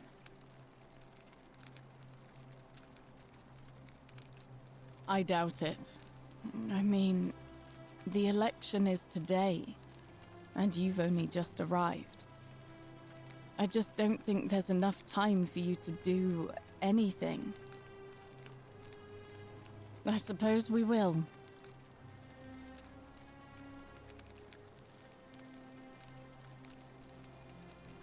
No. I did hear from Ulpius that she disappeared. It's very sad. But I'd been locked in...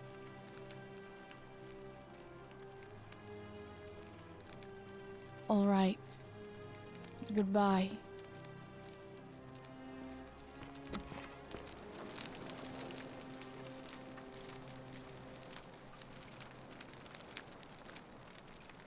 Feeling all right?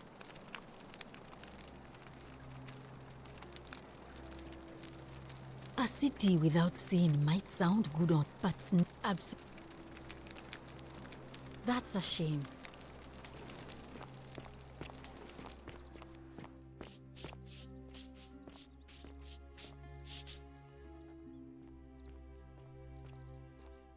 Salve and welcome. Need something? Oh, there's not much to tell. I mostly just bake bread and try to help out where I can. I suppose it all started about 8 months ago. I was living in Rome with my family when I got sick. Terrible timing. My pa had just arranged a husband for me, a fisherman's son. I was about to meet him for the first time when I came down with an awful fever. I spent the next week in bed. Pa paid priests to make offerings to Asclepius, a white rooster, then a goat. But nothing worked. In the end, they decided I'd do better outside the city. Clean air in the countryside would do me good, they said. But after about a day in a carriage on the Appian Way, I was getting worse, not better. I remember closing my eyes for a bit, and I guess I must have fell asleep, because when I opened them again, I was in a forest by a river. I suppose the driver took off with his fee and left me for dead. Can't say I blame him. I wouldn't have wanted to catch what I had either. Anyway, I went searching for help, stumbled across the trapdoor temple, and here I am. It's nice of you to say, but you should save your sympathy. Lots of people here need it more than I do.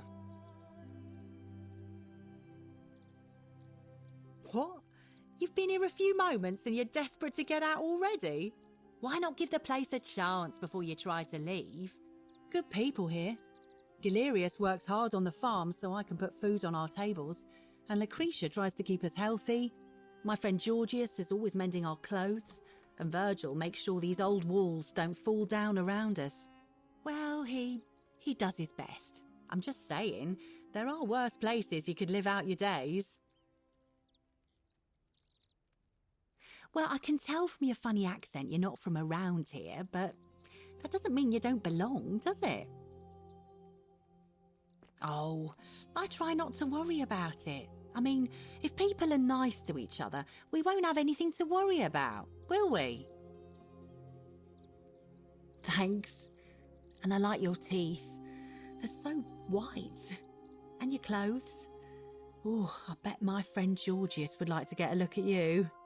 And I'm sure he'd love to chatter about the Golden Rule with you too. He'll be just across the forum in his shop. All right. Thanks again for taking care of our problem. I won't forget it.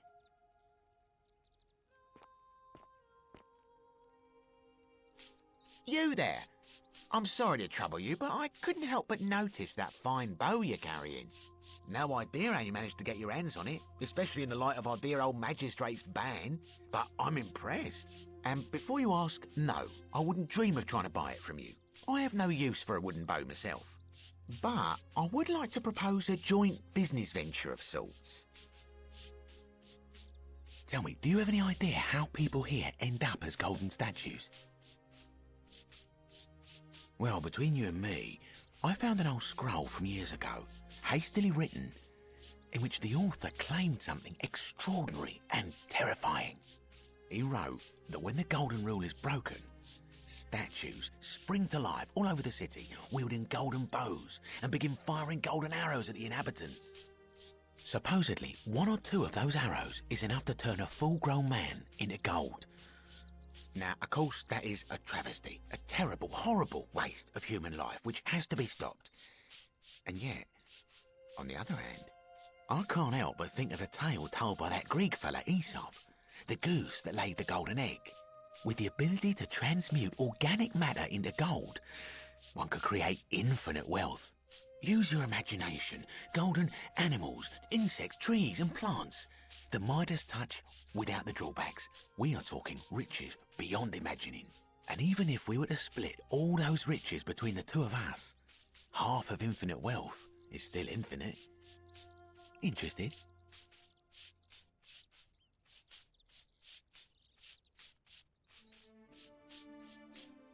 Look, I might have skimmed over that one, but don't be so pedantic. Are you interested or not? Oh, I'm not suggesting we use such a bow on people. There's no profit in breaking the golden rule. Excellent. So the first question is, how do we get our hands on one of those golden bows?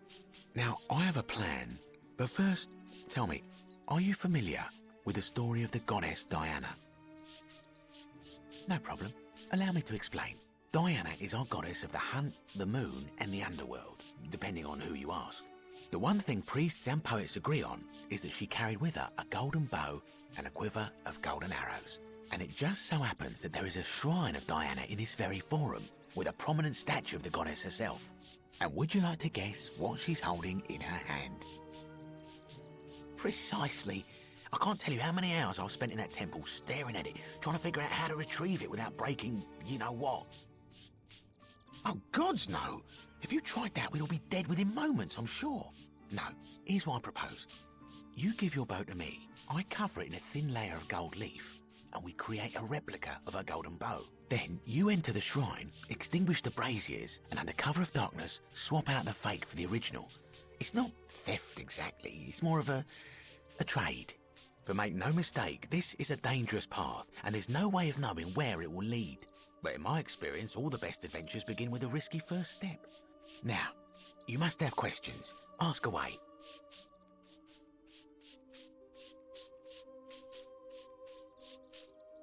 Because the gods would see you, of course, hence my proposal. I'm more of an ideas man, whereas you're... When Prometheus stole fire from the gods and became a hero to all mankind, do you think he was worried about the danger? Only because he was silly enough to get caught. So, are you in, partner?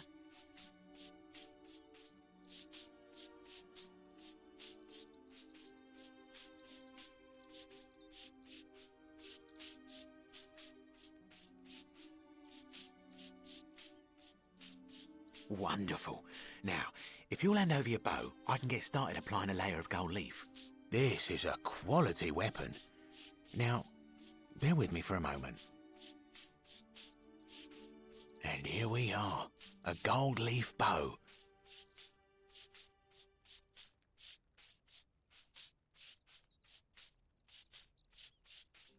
Now I've gone and unlocked the Shrine of Diana for you, so as quick as you can, head on inside. It's just at the end of the street on the left. May the gods not watch over you.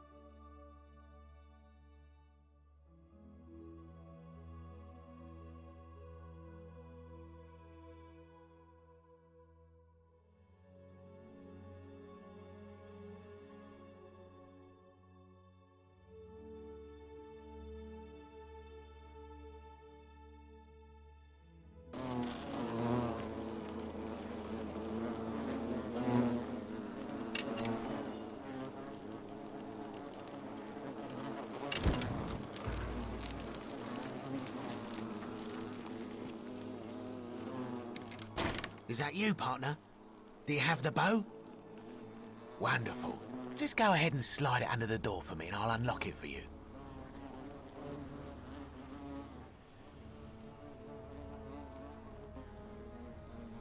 And yet you did. And now, here we are. With me out here, and you in there. Until you give me my bow. No, technically, I never said that. I said, if we were to split all those riches between the two of us, infinite wealth is still infinite. It's hardly my fault if you can't tell the difference between a hypothetical and a promise, now is it? Oh, I do love a good loophole.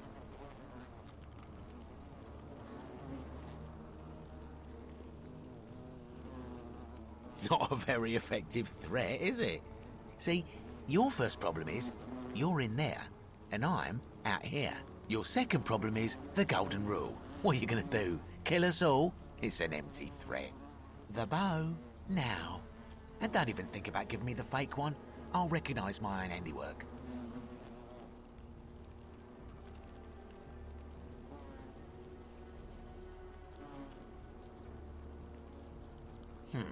I would reconsider my position quickly if I were you.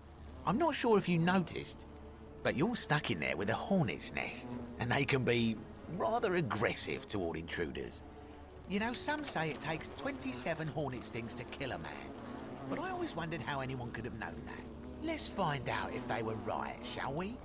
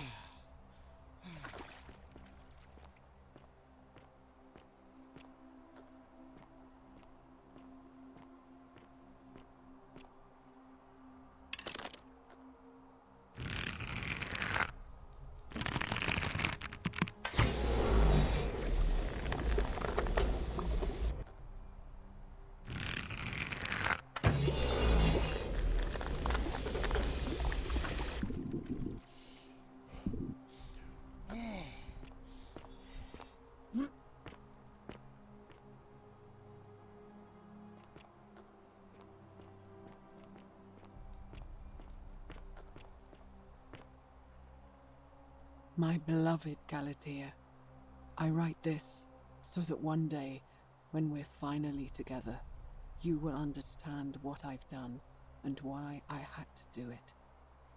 The others will call me mad or a monster, but I don't care what they think. Everything I'm doing here, I'm doing for you. I'll start at the beginning. Soon after my arrival here, as I walked down a corridor lined with golden statues, I thought I heard a whisper behind me. A rasp of air, as if vocal cords of metal strained to say a word or two. I tried to dismiss the idea, tried to concentrate on my work as the city's medic, but that tortured whisper haunted me. Weeks later, in the hallway to the bathhouse, I heard it again, and found myself drawn to the statue of a Roman woman, Dame Stola. Her face was contorted with anguish and fear, and, disturbingly, it was as if she was looking right at me. As I walked past her, I heard that strained whisper again, And turning back, I discovered that even though I had moved, she was still looking right into my soul. That was when it dawned on me. This was no statue. This was a woman trapped within that golden prison. Naturally, I told the others, but when I could not reproduce the results of my experiment, they would not believe me. But from that moment on, I knew the full horror of this place. Immobilized within these statues are living human beings. It was that day, my love, that my heart broke.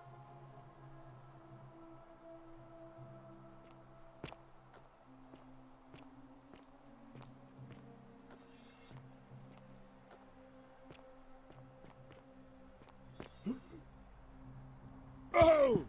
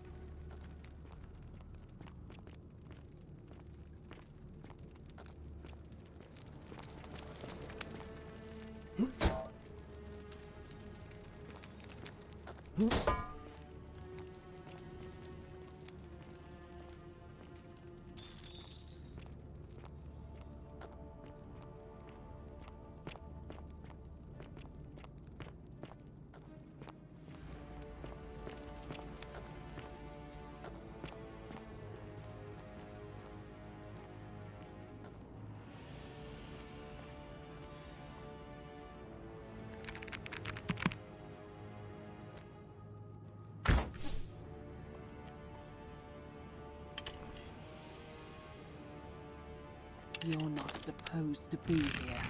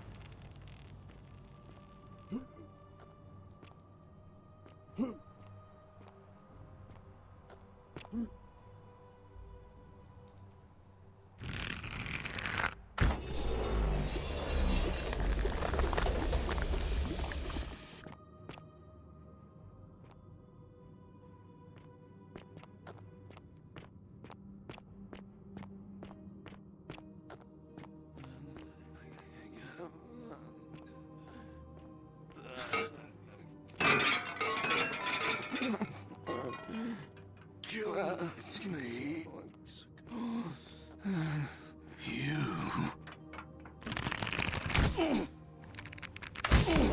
Thank you.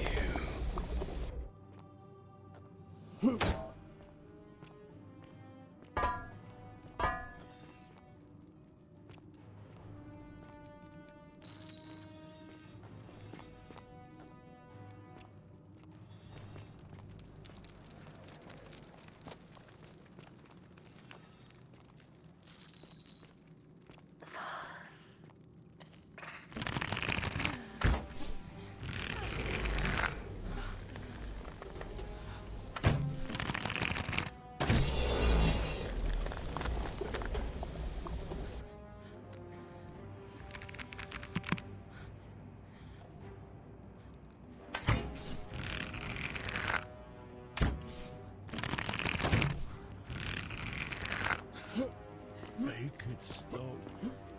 It hurts. I just want to die. Help me. End it.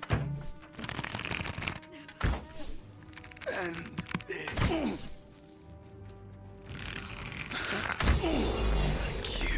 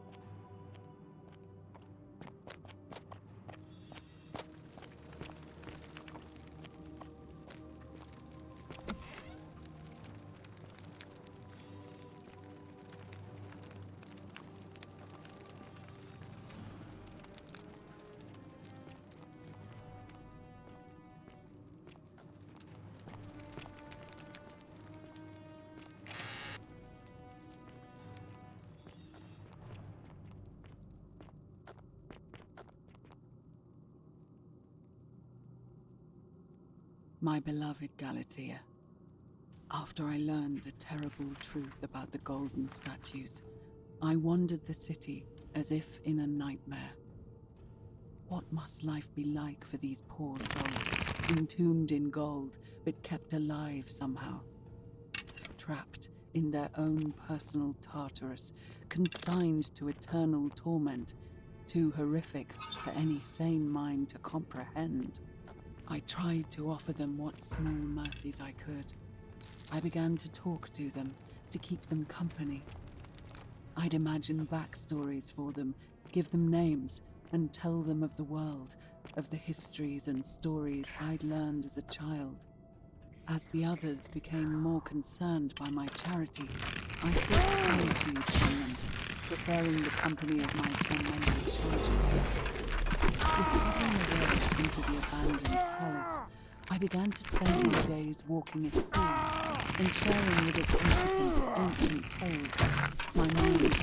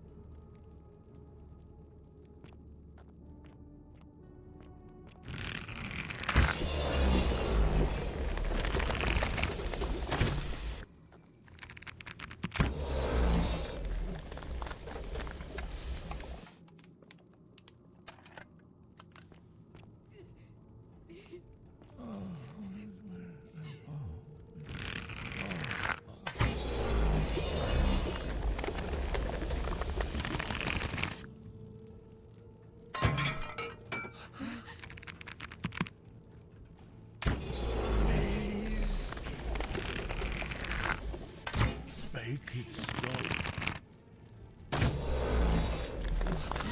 You. Kill me. Kill me. Make it stop. Kill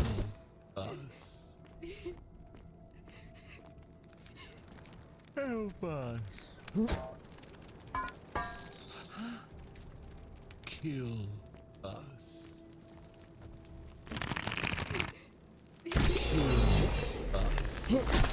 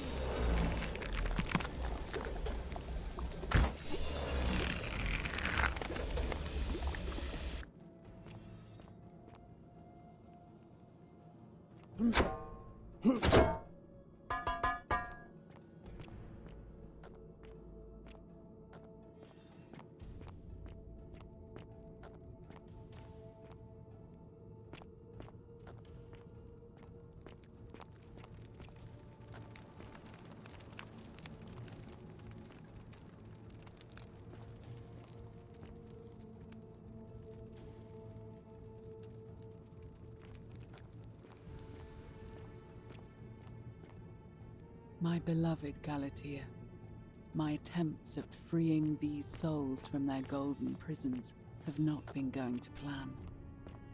My first charge was a Greek woman who I called Iodame after the Athenian turned to stone by Medusa. Drilling through the gold that encased her, I was vindicated by the discovery that beneath half an inch of gold, which is so rigid it must be some kind of alloy, was living flesh. Unfortunately, this golden alloy seems to have fused with her skin, so removing it exposed the sinew and muscle beneath and appeared to cause her great pain. At first, I braced myself, expecting that inflicting such pain would break the golden rule, and yet, somehow, it did not. It seems whichever god is responsible for imprisoning these poor souls does not care about their suffering at all. They are forsaken. Undeterred, I pressed on, working late into the night, attempting to remove the golden layer that encased her as delicately as I could. Eventually, I was able to free most of her body, But when I released her from her restraints, her first act was to lunge for my throat, clawing at me with all her strength and those sharp metal talons.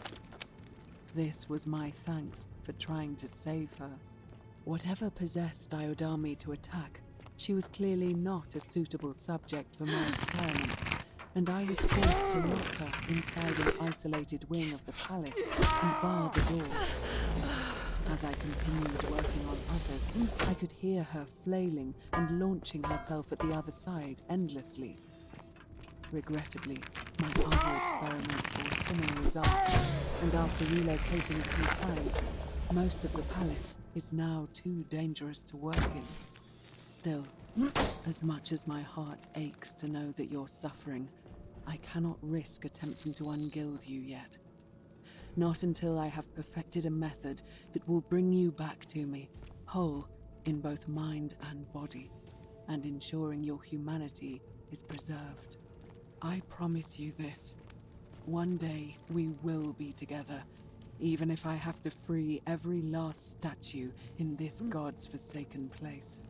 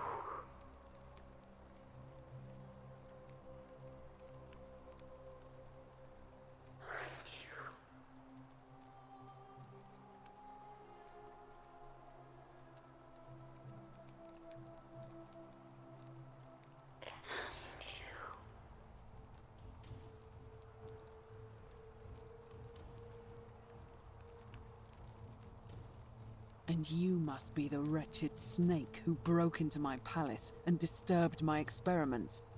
And, worst of all, look at what you made me do to her. This never would have happened if you just stayed away. You're going to pay for that.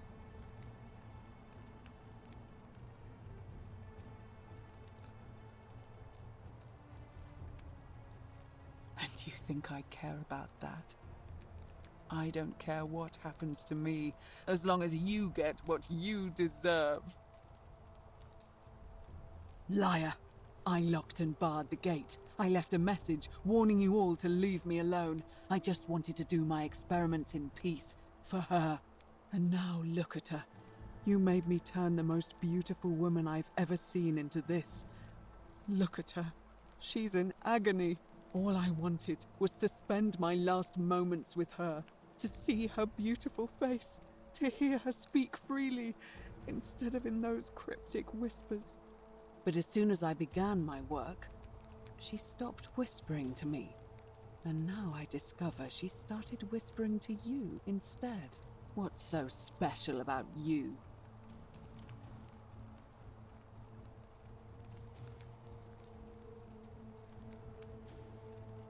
What do you mean, the same voice?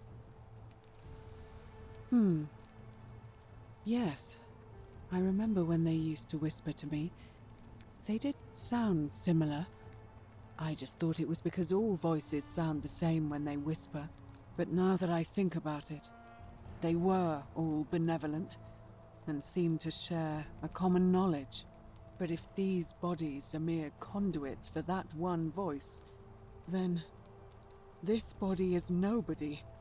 And everything I've done here was... Wait, I see what you're doing. You're trying to steal her away from me. Were you planning to wait until I'd done all the hard work, then swoop in? Is that it? Liar! You tried to steal her away from me, and now look what you made me do. Give me one good reason why I shouldn't peel you too. What? What are you talking about? Wait. So you're saying you weren't coming for us? So I did all this. I ruined her. For nothing. What have I done? Oh God, I feel sick. I can't bear the thought of her being like this. And in so much pain. It's the air coming into contact with her flesh. It's agonizing for them. But the only way to fix it will be to break the golden rule and let it run its course. At least that way she'd be golden again, and we'd be together. All it would take is one little cut.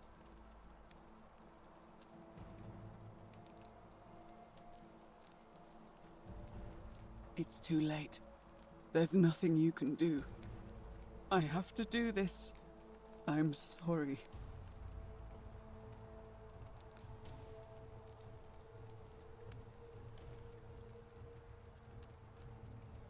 What? How? Really? I'm not sure I believe you.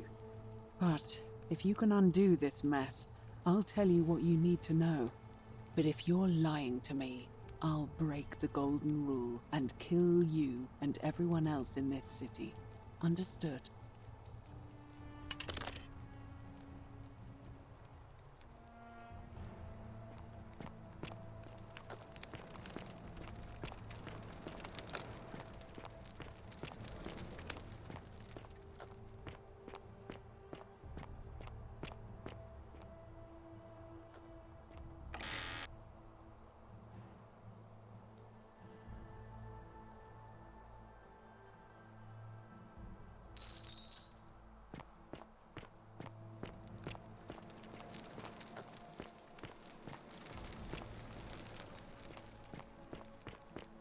Make her gold, or I'll make us all gold.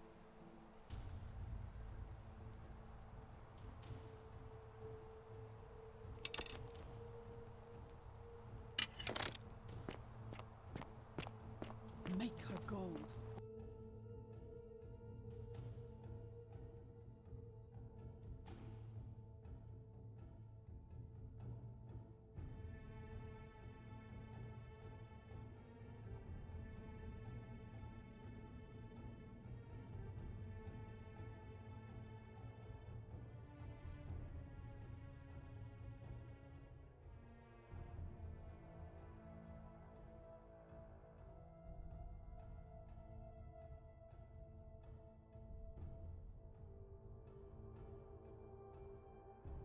I'll make us all gold.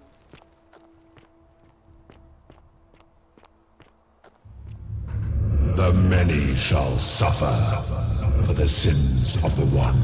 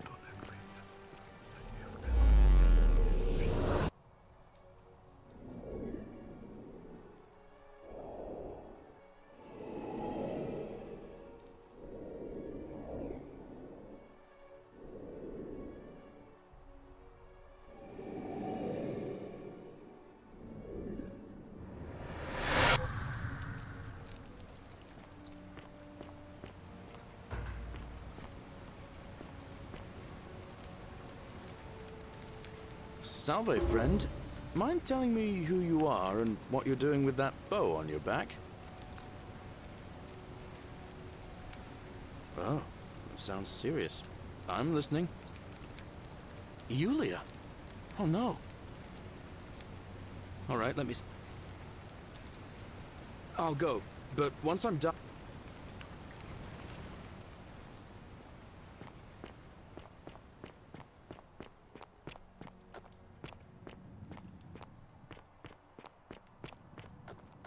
Ixion turns. Just as the ocean accepts the rivers of all the world, so this place accepts all the souls. But it does not notice the crowds that come. The newly arrived are ignorant of the road before them.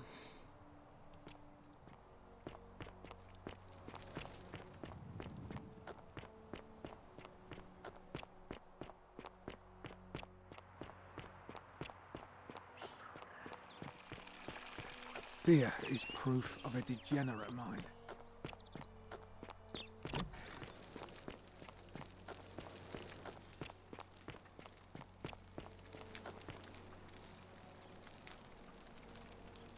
We're finally alone. I assume you... We have? I must have... Is that a...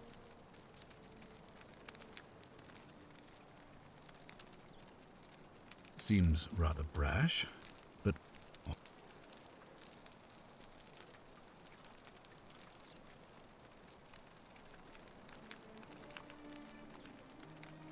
Of course. What is it?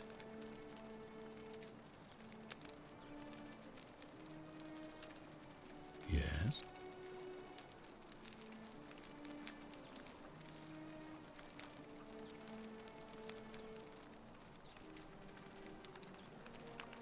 Why then did you...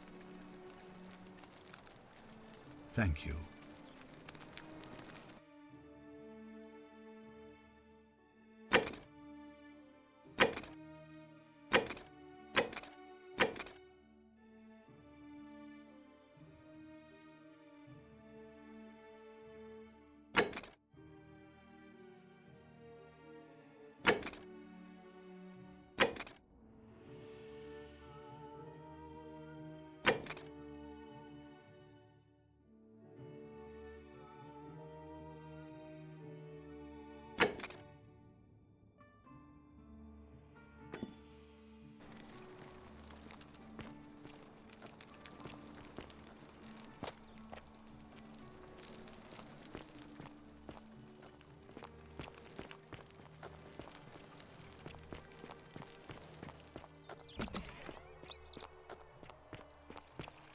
Fear is proof of Hey, a degenerate Horatius. mind. How's it feel knowing your man's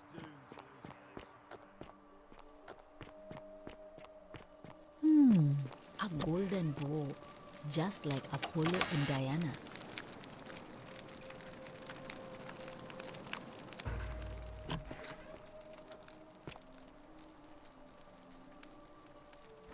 Feeling all right?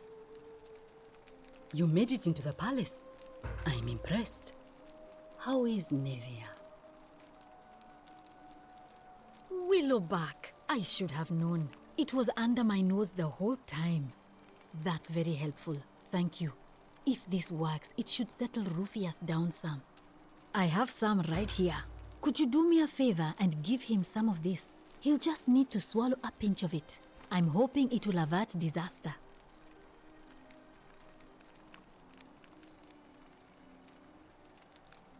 Thank you. I'm really glad you arrived when you did. That's a shame. Thanks again for saving Yulia's life. Apollo smiles upon you.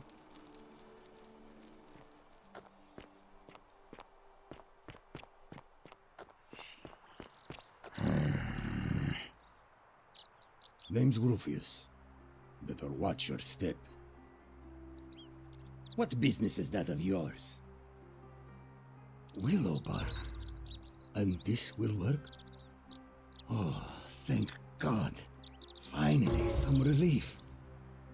This is what I've been praying for. Maybe God hasn't abandoned me after all.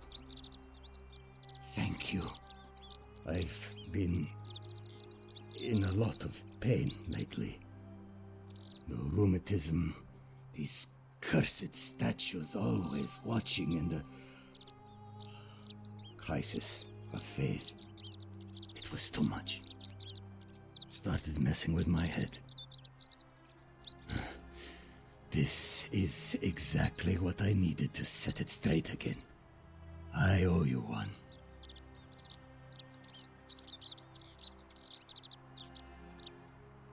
Meliodas. Not sure I trust Sentius. Couldn't even protect his daughter in a city without sin. How's he going to protect us? No.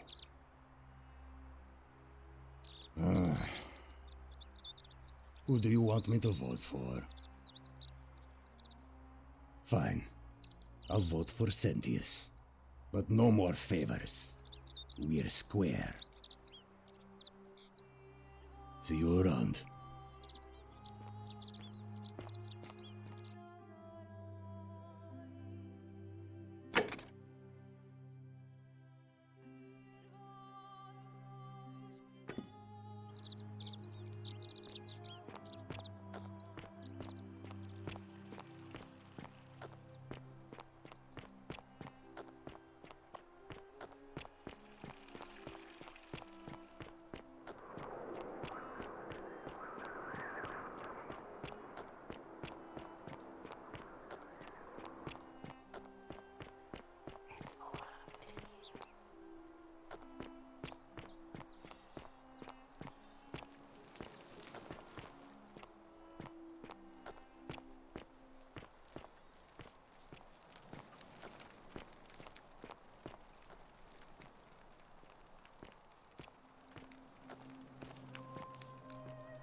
Salve, friend.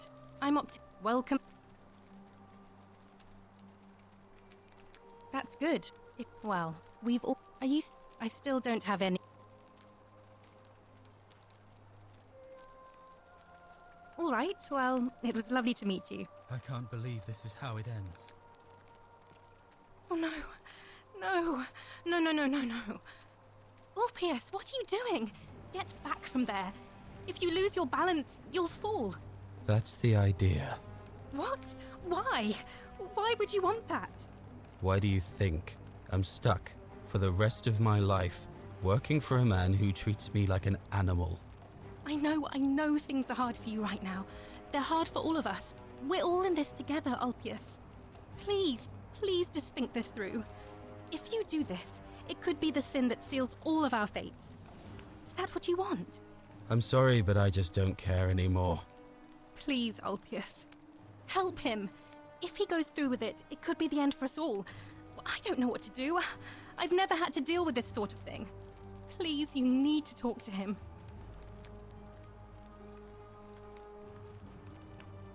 I don't know, but it's a crime for slaves to take their own lives. Thank you.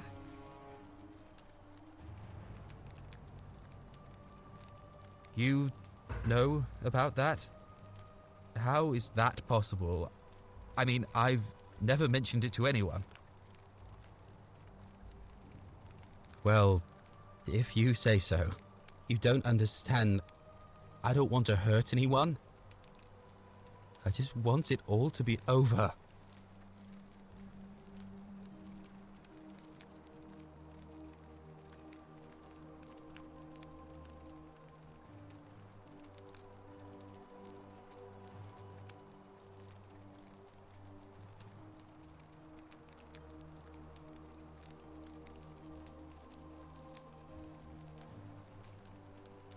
It's too late for that. Yulia and I made a pact, and she's already swallowed hemlock this morning. If I backed out now, I'd be betraying her. I can't do that. Oh, really? That changes things a little. But we're still in debt bondage to that monster. Unless you happen to have 2,000 denarii to pay off both of our debts. Really? Wait. So, I guess you'd want me to work for you then. You'd do that for us? A couple of complete strangers? It seems today we're both blessed. This did not turn out how I thought. Thank you, friend. I never thought people like you existed. Thank you. I'll go and pay off our debts immediately. I just wish there was some way I could repay you. But I have nothing but the tunic on my back.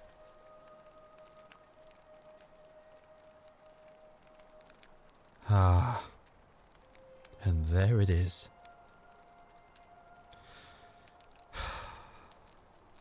All right. Scintilla and I were in love. And then, 22 days ago, she went missing.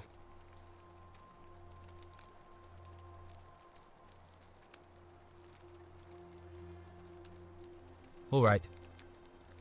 One night a few months ago, when I was cleaning Malleolus's villa, I heard a young woman singing. It was the most beautiful thing I had ever heard. I wasn't allowed out, so once everyone else was asleep, I climbed up the inside of the villa and onto the roof, just to see where that sound was coming from. And that's when I saw her. Standing in the garden of the magistrate's villa, I just sat there on the roof, listening to her with my chin on my knees. And for the first time in a long time, I felt hopeful. And then she looked up and saw me and she smiled. I knew at that moment the fates had brought me to her. And from the moment she asked my name with this warmth and curiosity, I knew I'd have done anything for her. And so for weeks on end, each night I'd climb out of the villa and into her father's garden. We'd hold hands and talk about all the things we'd do once we got out of here. Like having our own vineyard. And then one morning I woke up and everyone was out searching for her. They said she'd vanished in the night. All I could do was keep my head down and try to hide how beside myself I was. Scintilla was the one thing that made my life bearable. But with her gone, things unraveled quickly. You saw how bad it got. All I know is she loved me. And if she had known a way out, she would have told me. She'd never have taken her own life. And there's no way anybody could have killed her under the Golden Rule. I can't prove it, but I just know she's still alive somehow. Even now, it's as if I can hear her voice in my head, crying out to me. That can only mean one thing. Somebody abducted her. I have no idea how, or who would want to do something like that to such a sweet, lovely girl. But what else could have happened? My guess? Malleolus had something to do with it. He is without doubt the most evil man I have ever known. I have no idea where he'd be keeping her, but there is one room in his villa, upstairs, which is always locked. I've never seen the inside of it, and I haven't been able to steal a key without breaking the Golden Rule. But I have a feeling that if you could get in there somehow, it would shed light on a great many things. Oh, I see. That was the only idea I had. I'll give it some more thought. Come and find me a little later. I'll go and take care of things with Malleolus and tell Yulia the good news. Thanks again, friend. I'll never forget what you did for us.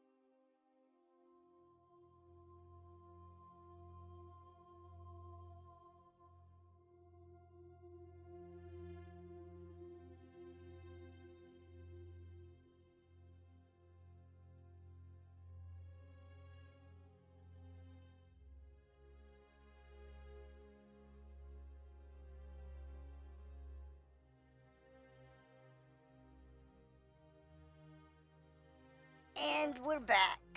How do I do this? I forgot what the fuck I was doing. Alright, here we go. Okay. Wait a minute, no. Okay, here we go. Yeah, this is it. Oh, yeah, freeze. Fucker. Oh, there it goes. There it goes. Fuck it. Okay. Microphone back off.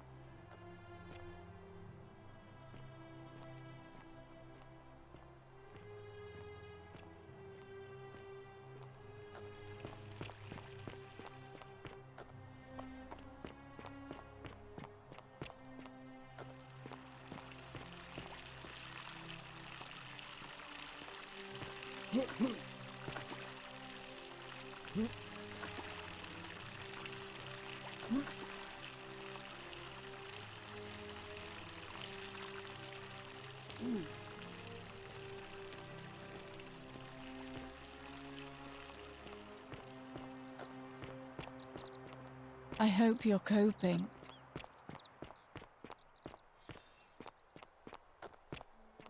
Are they?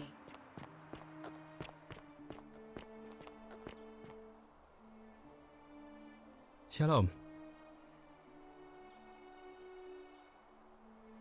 I feel like I've looked everywhere. At least everywhere I could get to.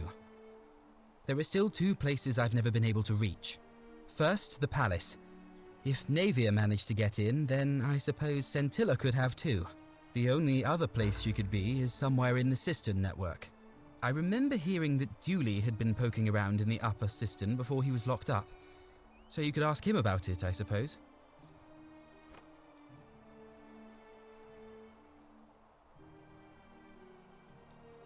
You mean where am I from and all that? Judea, originally.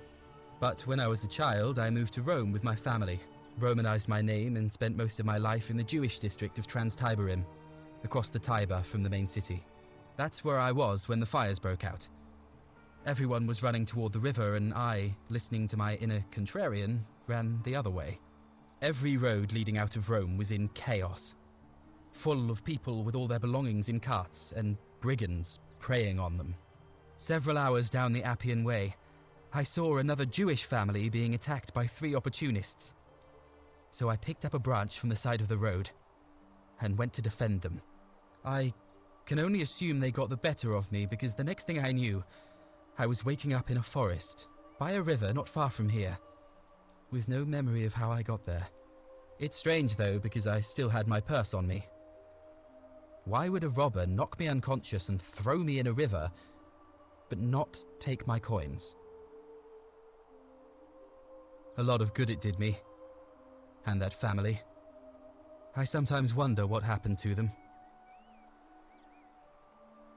I don't, but even if I did, I'm not going anywhere.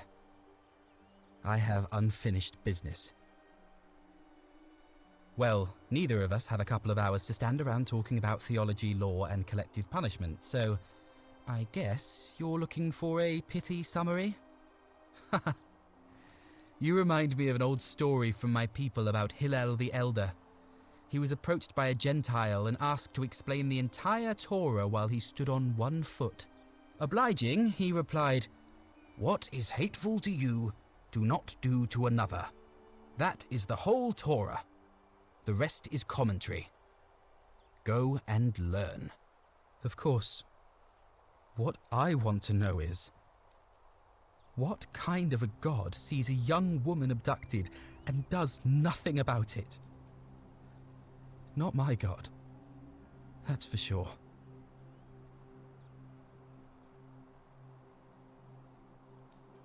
Maybe you don't. I feel it in my bones. Sentius, I suppose. I'd have to be insane to vote for Malleolus after what he did to me. All right, friend. Thanks for the chat.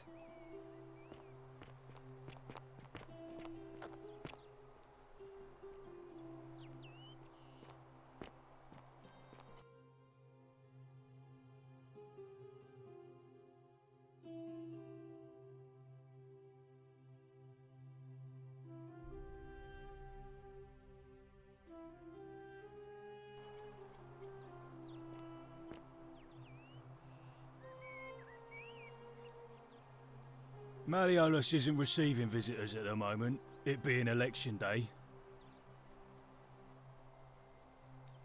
Listen, I don't abduct women. They come to me. And they keep coming back, if you know what I mean.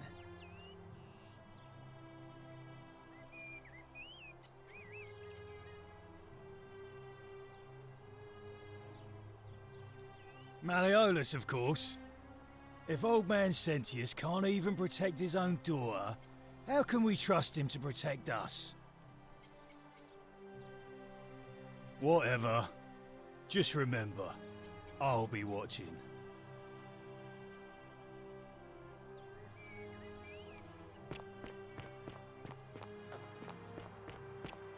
Keep an eye out for Scintilla. What is it, citizen?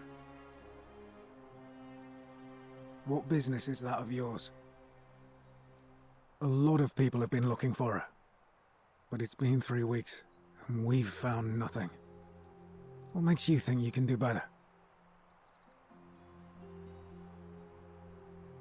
No, it's not that.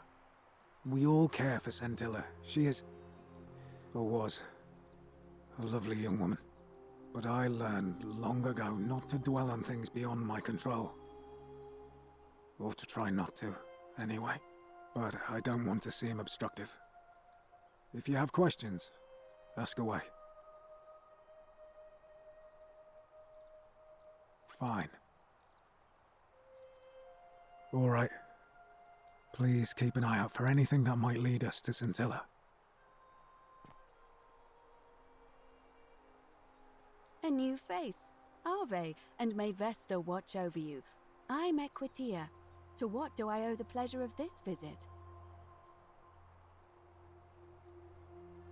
I beg your pardon? Oh my, that is quite a lot to take in. You'll have to give me a moment. Let's see. If that is indeed the case, I suppose we'd better figure out what to do about it, hadn't we? We don't have much to go on, except the old stories. I remember 4 in particular about heroes in the underworld. Hercules, the demigod and son of Jupiter.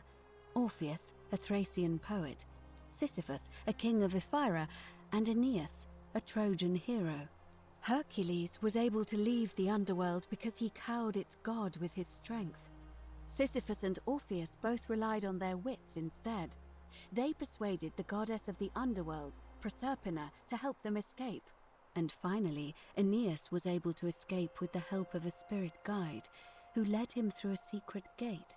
So it seems you have two options: to confront the god of the underworld head-on, or find a way to escape with the help of Proserpina or some other guide.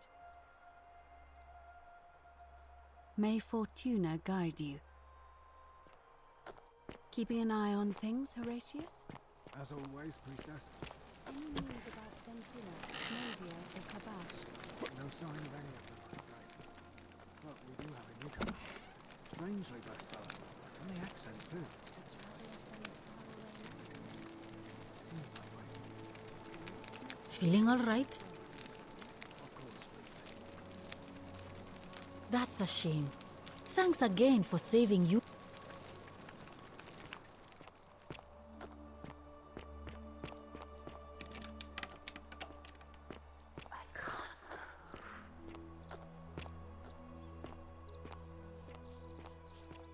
Oh, shiny.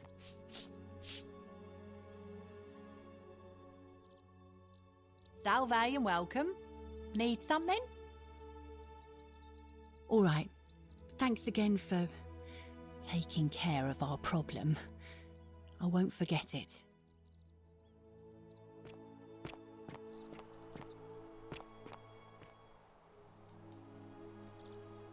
Hello there, friend. May I say, that is a glorious bow you're carrying. Do you mind if I ask where you acquired it?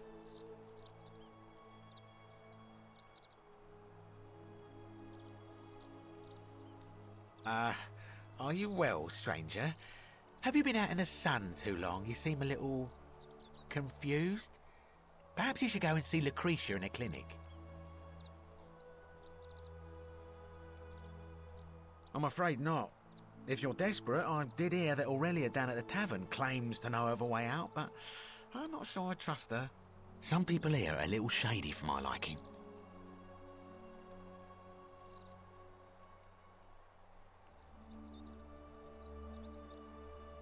Very well, another time.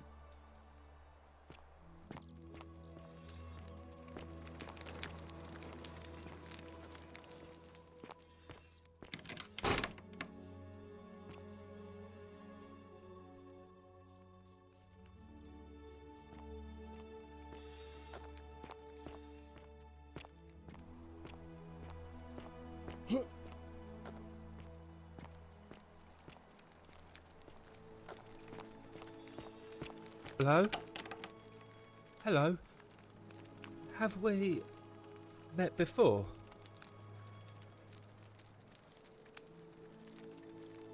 My friend Hannibal used to look after me. He said he gave all our... Now, no. Bye-bye.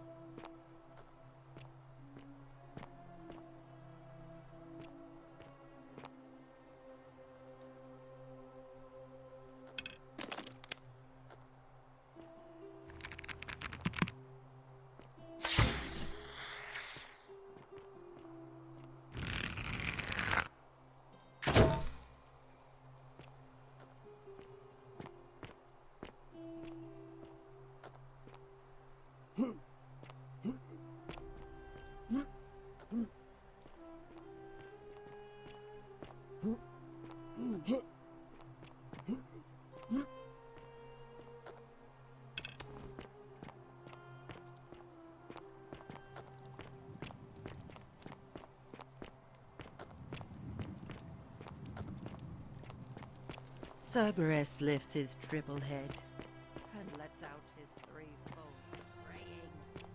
Livia.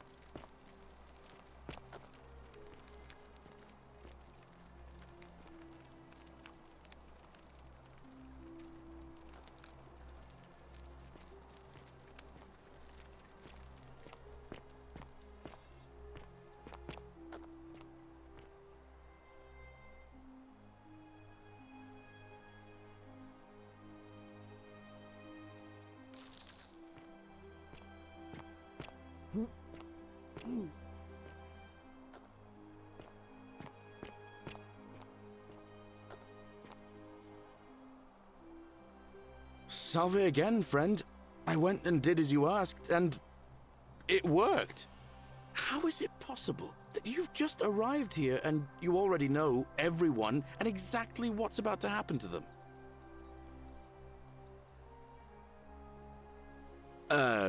You're toying with me, right? Wait, you're not kidding, are you? That's the only way you could have known. You're a bit like... Oh, what was his name? Sisyphus. Yeah, that's the one. Old King Sisyphus.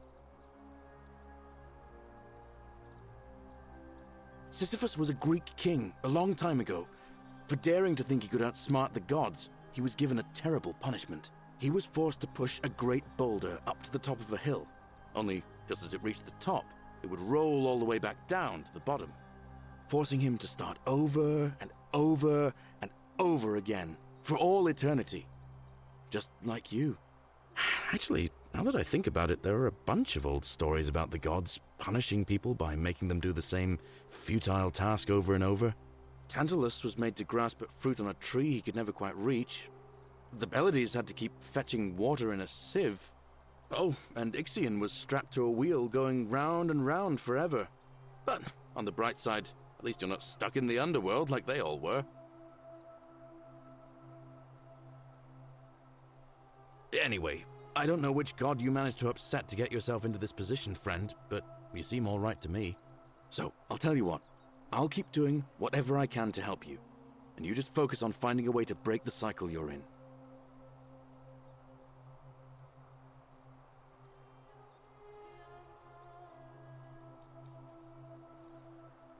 Oh, that's kind of you to say. Now, I'm going to keep your secret. Although, it's not as if I'll remember this next time we talk anyway, right? Oh, and if our conversations ever start to annoy you, just tell me you're busy. I know when I'm not wanted. May fortune smile on you, friend.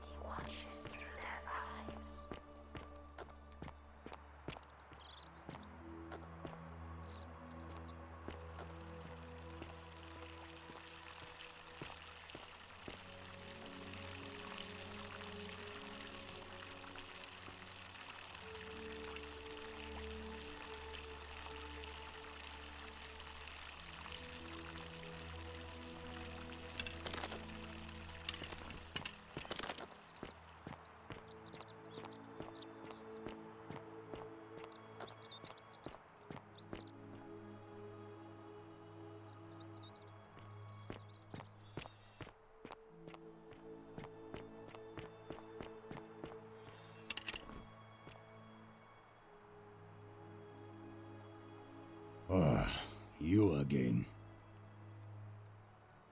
See you around.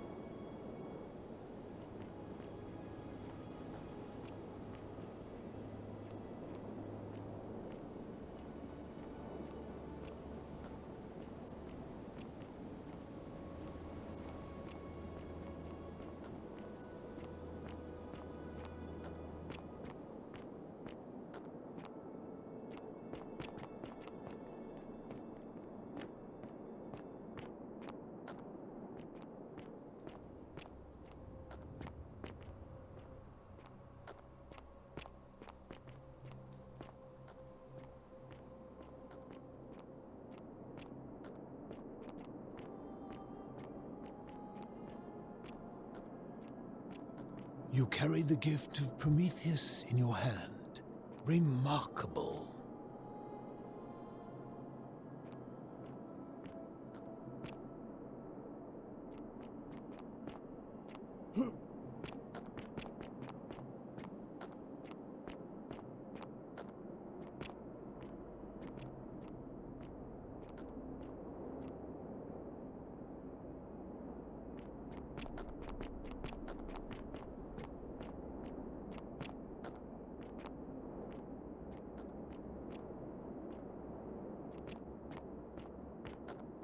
You carry the gift of Prometheus in your... Welcome, welcome. May I ask your name? It's a sincere pleasure to meet you. Tell me, what brings you all the way down here?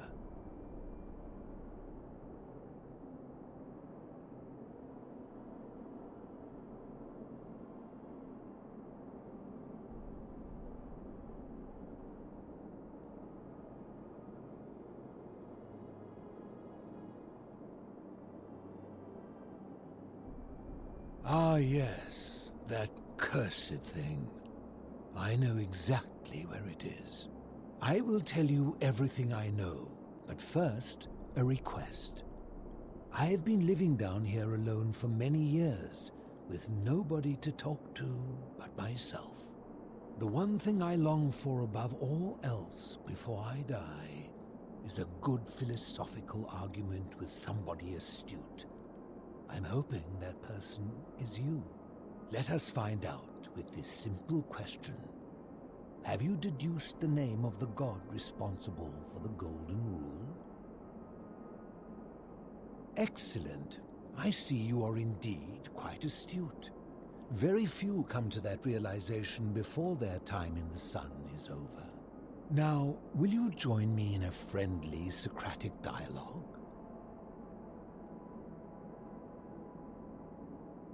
Wonderful. Then let me begin with a question. Would you say you know the difference between right and wrong?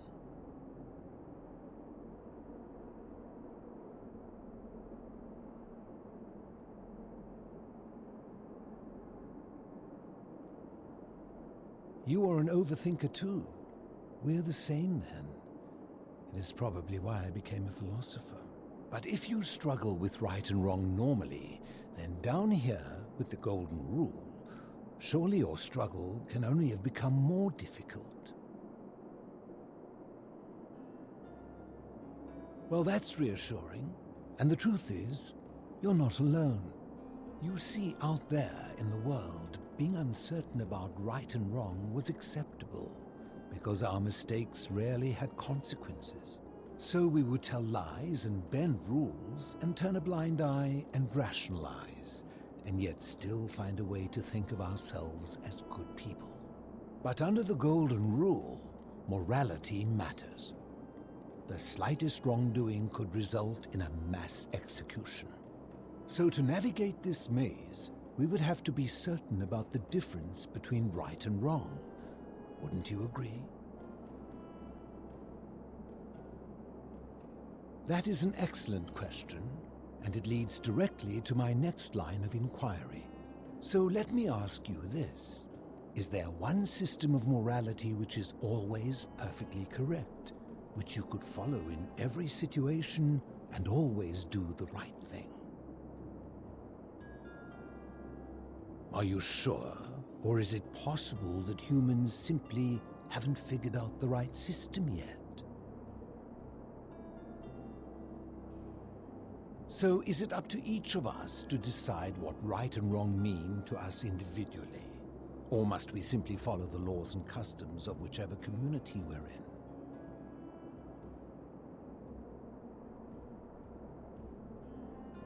So if a man feels that stoning to death his unfaithful wife is right, then is it right?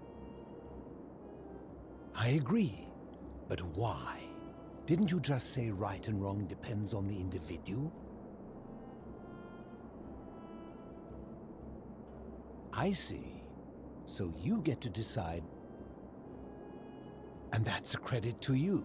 It is the mark of a civilized person to change their position when presented with a superior argument. My point is this. I don't think anyone alive truly knows any hard and fast rules about right and wrong.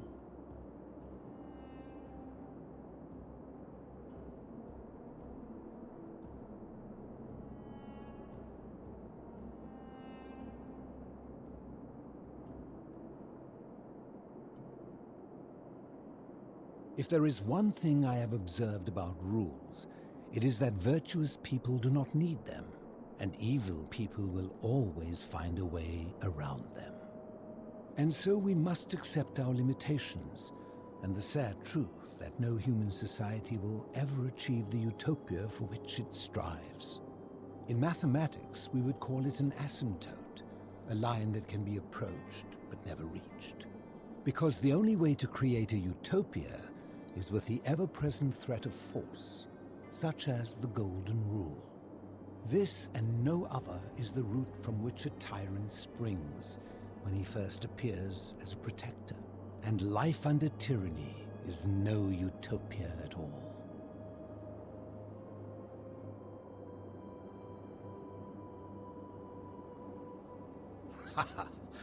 I admit, I am talking a lot. Forgive me. I'm just in any case, thank you for humoring an old man. You mean, how did I end up living alone in this cave with nothing but these relics of the past for company? It's a long story.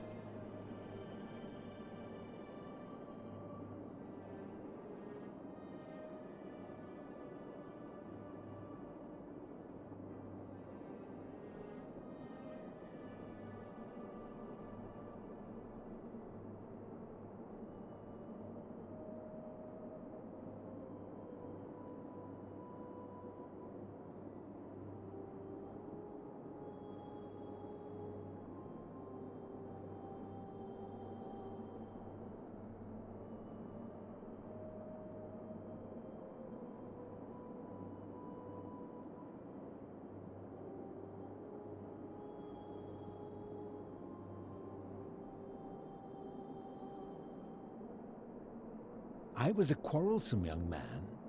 At 19, I left Corinth for Rome to study rhetoric at one of her finest academies, so I could argue more forcefully. Back then, I used to enjoy verbally sparring with everyone I could, and I was good. One night, I found myself in a tavern, in an argument with a drunk mercenary. It became heated, he drew a gladius, and I won the argument, but lost my life. I woke up on the banks of the Styx at a campfire opposite Karen. Of course, I tried to persuade her to let me return, but even with all my skill, I failed.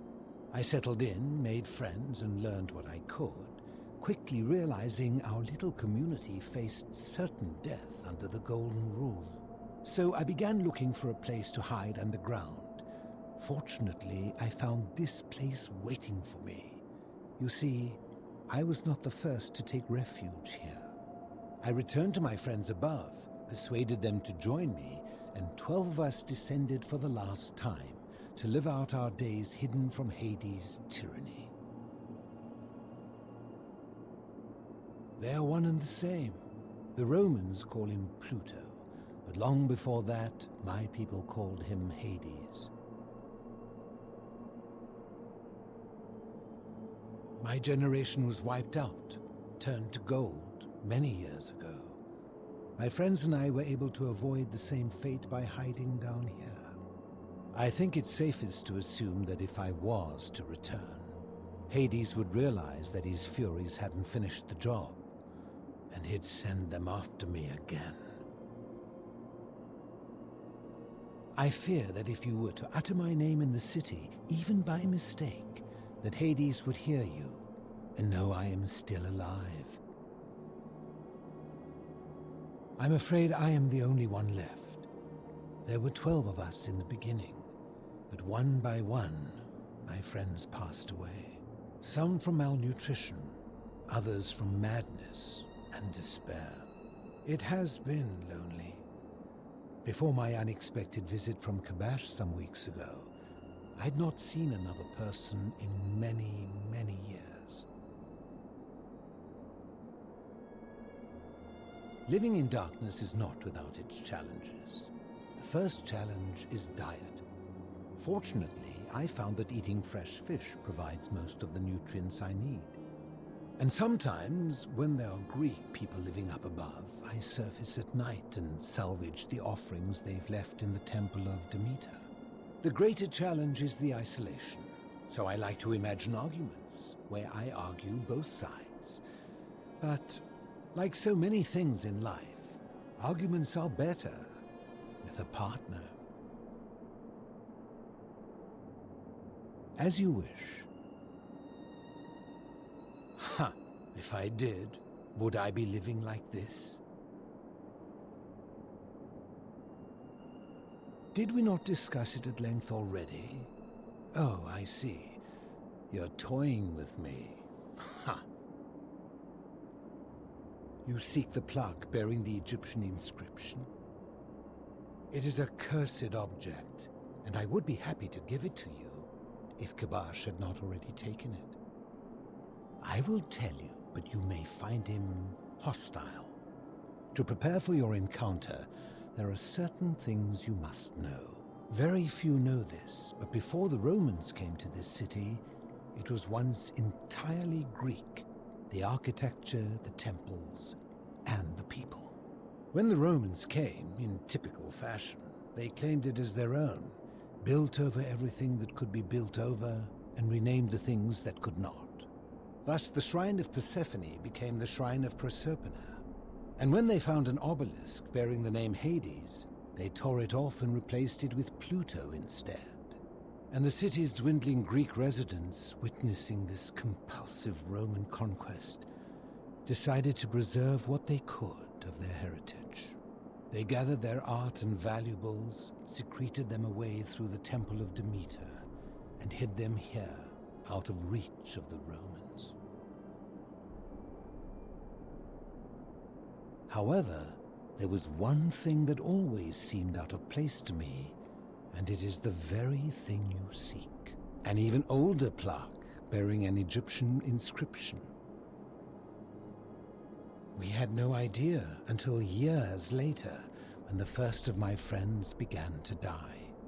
As a result of their deaths, we began to dig catacombs branching off from this cavern to lay them to rest. We extended the tunnel so far that we accidentally discovered another, an even older tunnel, which somebody had gone to great lengths to keep hidden. Suddenly it made sense why there was an out-of-place Egyptian plaque among our people's possessions. You see, we proud Greeks had thought the Romans beasts for stealing and corrupting our heritage. But it turns out this game has been going on much longer than any of us imagined. I think it is best you head through the catacombs and follow Kabash's trail. There are certain things you must see for yourself. Take this key. You'll need it to open the gate. I enjoyed our chat, but please, keep my presence here a secret, yes?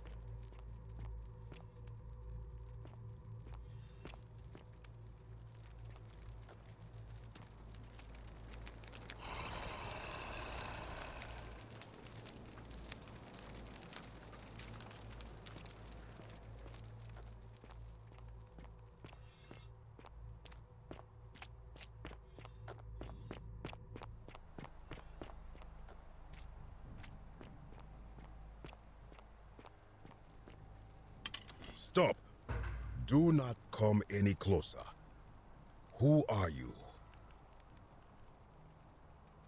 I am Kabash. And let me guess, another Greek or Roman come to loot and plunder the resting place of my ancestors, To what end?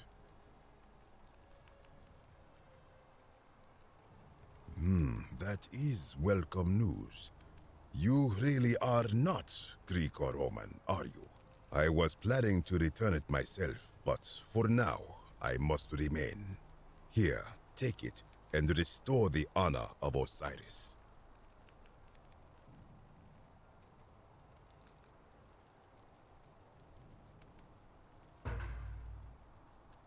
Now, as for the other plaque. Indeed, I have it right here.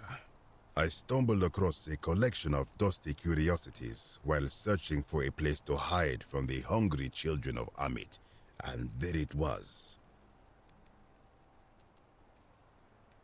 You may not. In fact, I am about to destroy it. Because it speaks a treacherous, blasphemous lie. I will tell you, but first, do you know what this place is?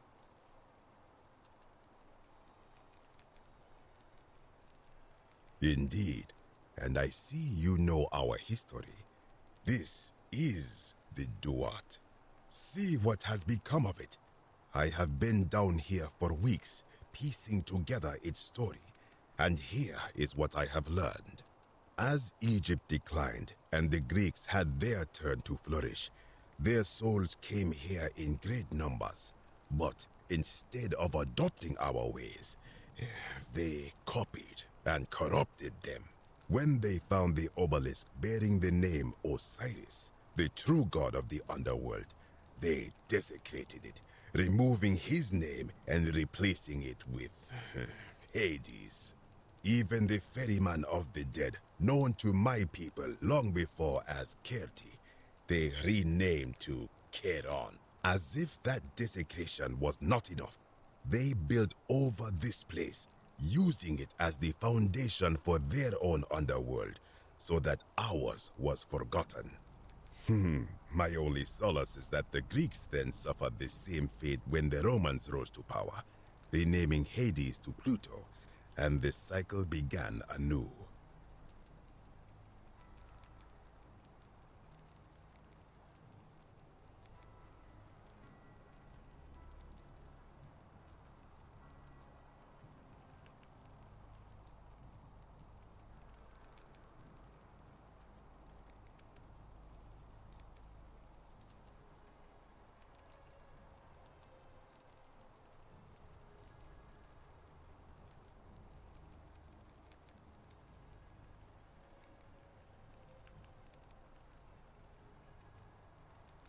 I am glad to hear it, which brings me to this other, fourth plaque. It is inscribed with a script I do not recognize, but it is ancient, almost as if it is older than the plaque bearing Osiris's name. But if that is so, it would imply the gods of Egypt are mere imitations too, copied and corrupted from an ancient people who prospered even before us. And that my people did to them what the Greeks and Romans did to us. But this, I cannot accept. I sense a deception. Perhaps it is the work of Set, the usurper, seeking to undermine Osiris once more. Humans, the race with their forgotten history and all.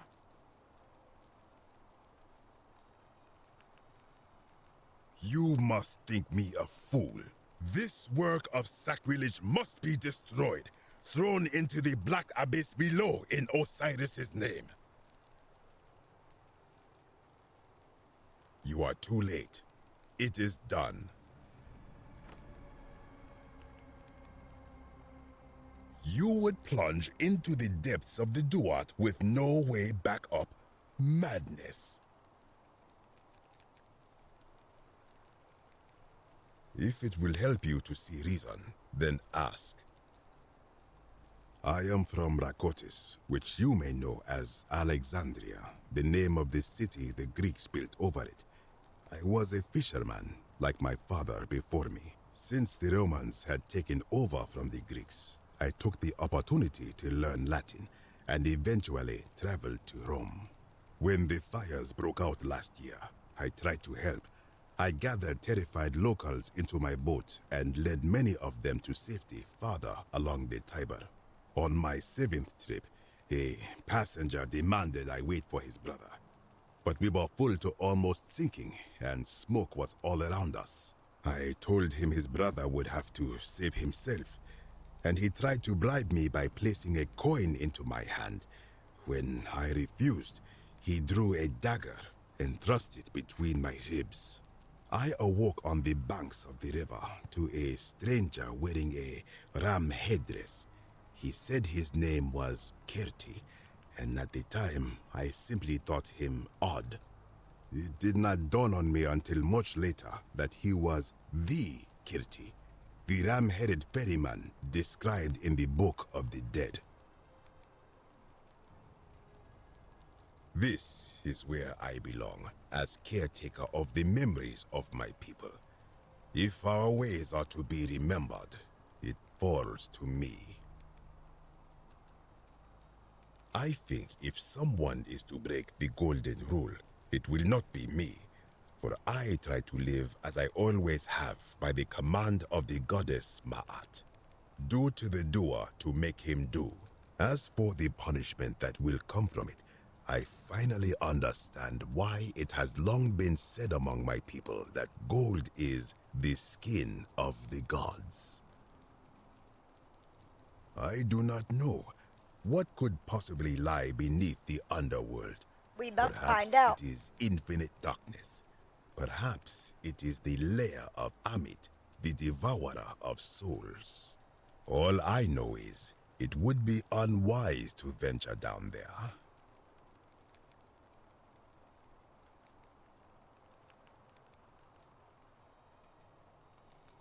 That just makes me want to go down there even more. Is everyone so contrary where you are from? Do not even consider it. I'll be going now. Good. Be gone from this place. Wait. You are planning to go down there. I see it in your eyes. Damn, can't fool you. I urge you, return to the surface with the Romans. It will be safer for you.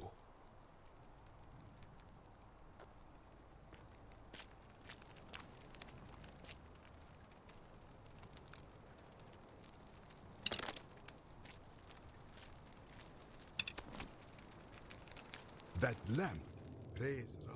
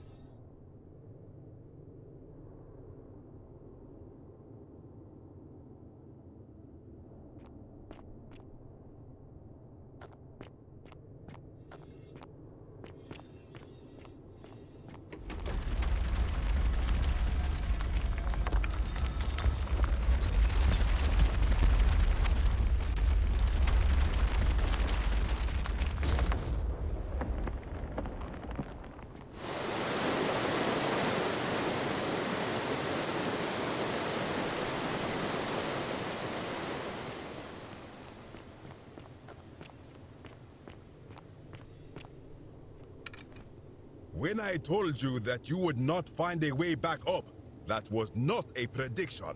That was a promise. You will die here.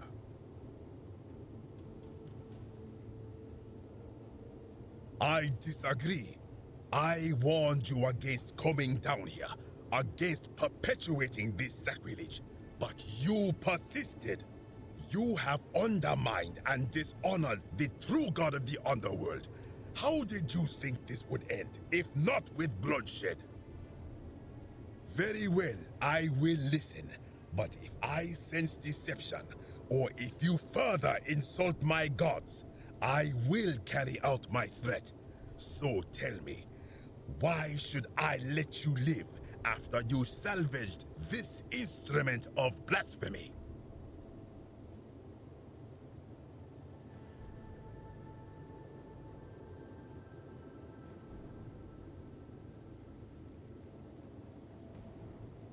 Then you admit it. You wish to destroy the sacred beliefs of my people. I will not allow this. Many of my ancestors endured great hardship to live good lives so that we may descend to the Duat in death and be judged accordingly. We prepare to have our hearts weighed on Anubis' scales and to swear ourselves innocent of sin before the 42 assessors of Ma'at. And yet, I arrive here to find the Book of the Dead contained only a seed of truth. And now, I ask myself, did our priests steal and embellish the stories of an older people and feed us lies all our lives simply to trick us into obedience? Yes. Blasphemer! You have sealed your own fate.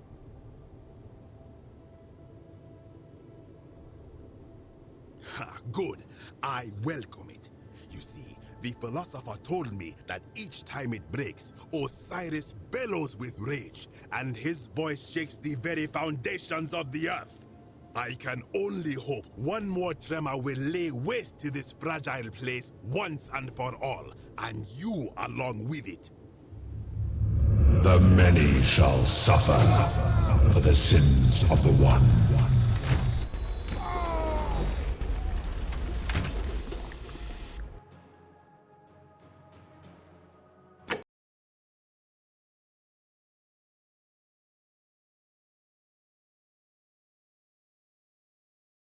Okay, so how the fuck am I supposed to get out of this situation?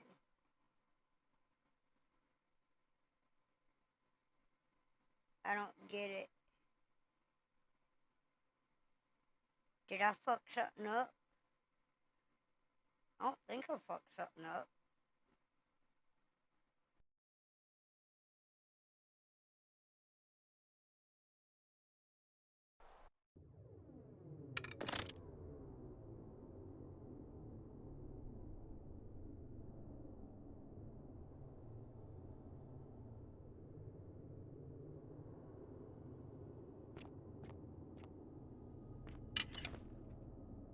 When I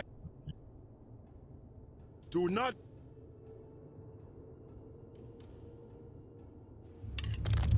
The many shall suffer for the sins of the one.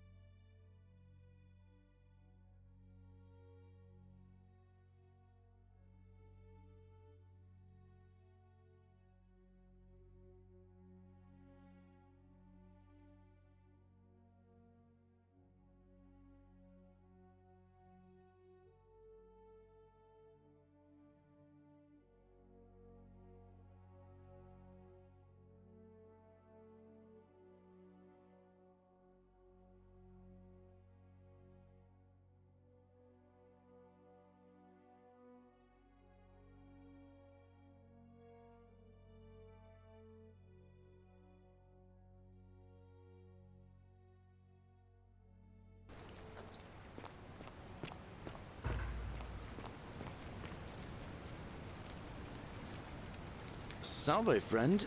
Mind telling me who you are and what you're doing with that bow on your back?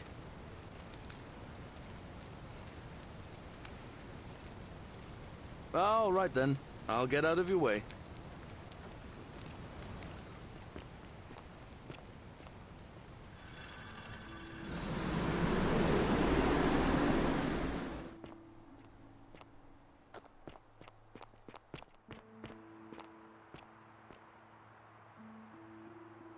Name's Rufius. Better watch your step. What business is that of yours? Willow bark. And this will work? Oh, thank God.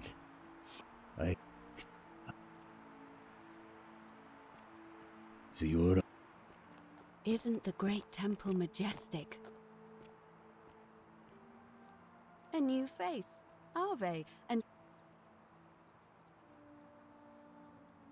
See you again soon, I hope.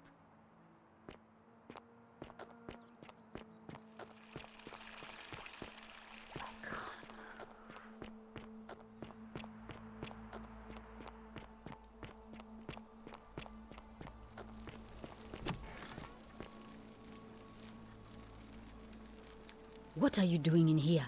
Can't you What? You hope for that was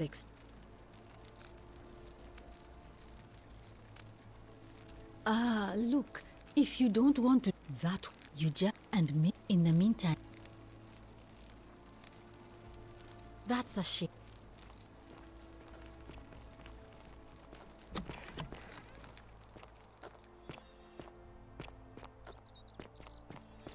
How'd you do? Help! You have to do something! A man arrived in the baths. A real nasty sort, with his face all covered up. And he's got a weapon. Thank you.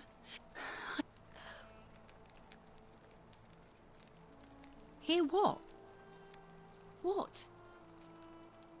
Ugh.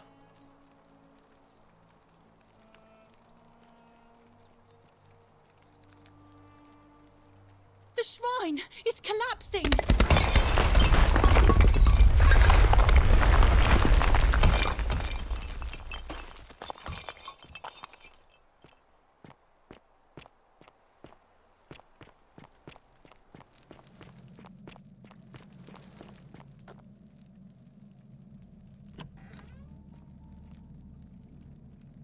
Stop right there. I am looking for Tide. Thank you for your service.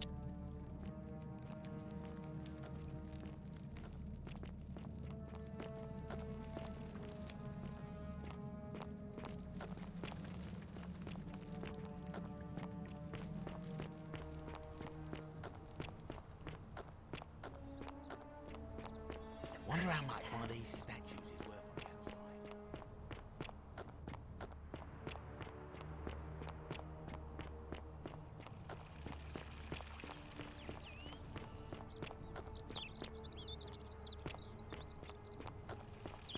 Fear is proof of a degenerate mind.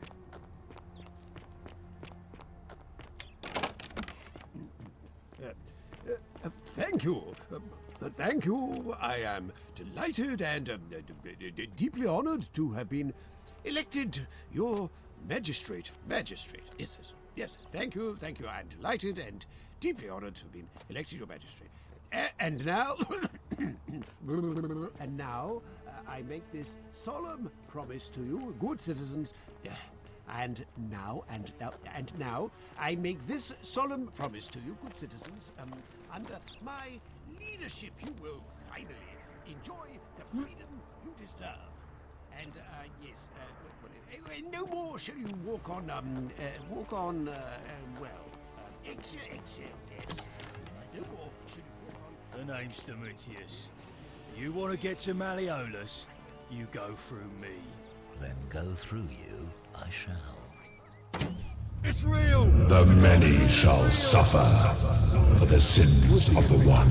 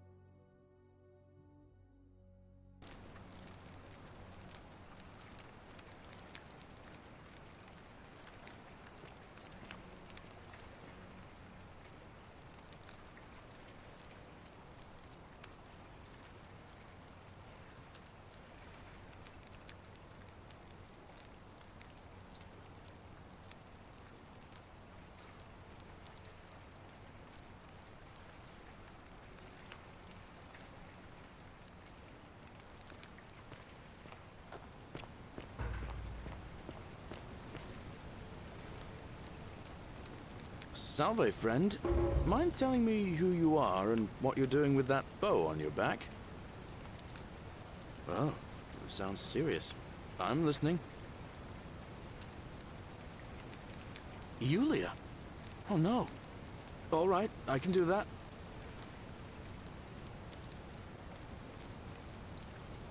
Poor guy. My uncle was a victim at rheumatism's altar, and he ended up killing himself. All right, got it. All right, let me see. Stop Fabia going in, but send the new arrival to the empty shrine. Understood. But how did you... All right, of course. I'll make sure this gets to him. I'll go, but once I'm done, I'll need you to tell me how you know all of this.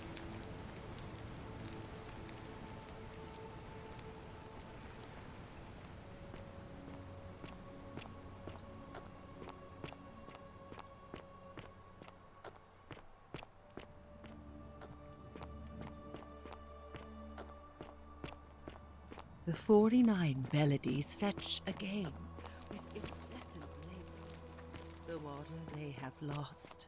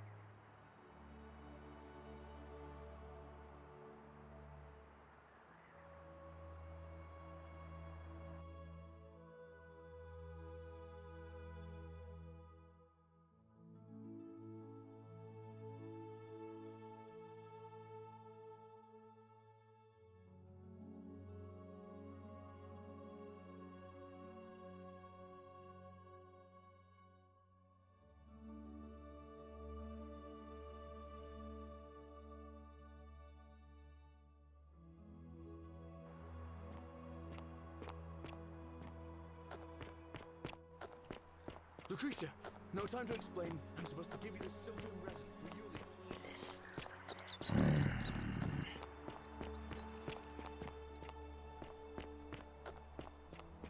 Don't believe a word they tell you.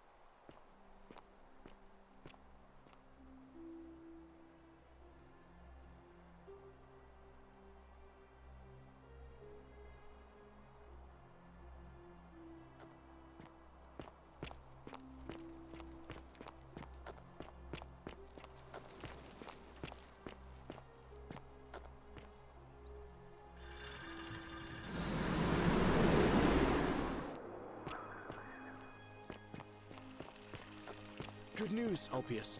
Here's enough money to pay off your and Yulia's debts to Malleolus. What? Are you messing with me? I wouldn't do that. Here, take it. We're going to be free. Galerius, thank you. It seems fortune smiles on us after all. I'd better go and sort this out immediately.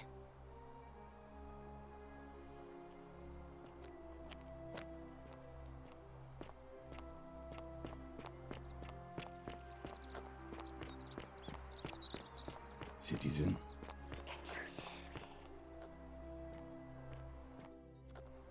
Yulia! I'm so glad you didn't go through with it. It wasn't for lack of trying. And now Malleolus is going to... Wait. Why do you look so happy? We're free. Malleolus just released us and we never have to set foot in that villa again. What? How? Galerius arranged it somehow. Really? That's... incredible. Oh, what a relief. I don't know what to say. You don't need to say anything. Just rest up, get your strength back, and we'll celebrate properly when you're ready. I will. Thank you, Ulpius. I will.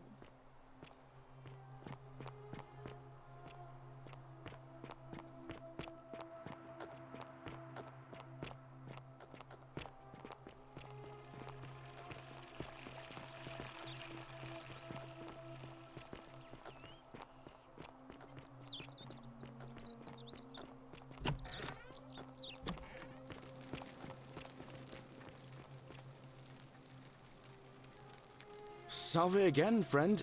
I went and did as you asked, and it worked. How is it possible that you've just arrived here and you already know everyone and exactly what's about to happen to them? Oh, come on. I just did as you asked. The least you can do is level with me. I'll keep it between us. I promise. That's a shame. Now everybody's gonna think I'm some kind of... Hey, maybe the patricians will start treating me with... All right, I'll leave you to...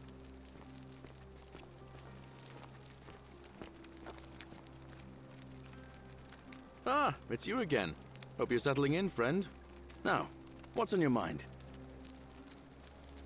I've bounced the idea around once or twice, mainly as a...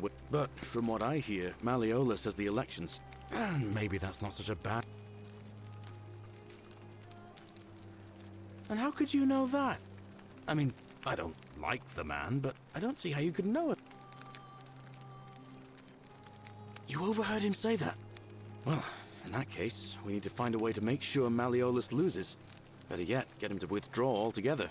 If you can do that, and Sentius is the only candidate left, I'll run against him. Deal? All right. See you around.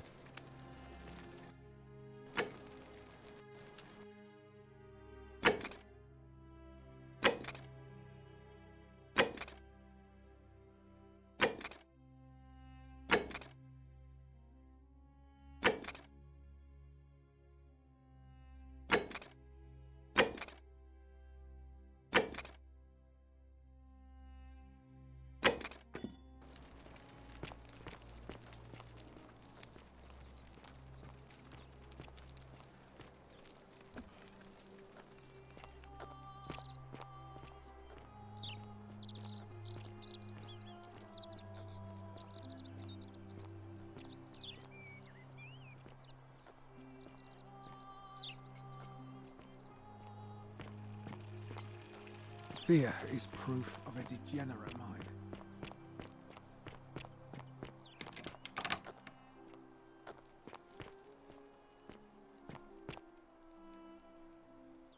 Domitius doesn't usually let anyone in here without a hefty tribute, so you must have been desperate to see me. Well, what do you want?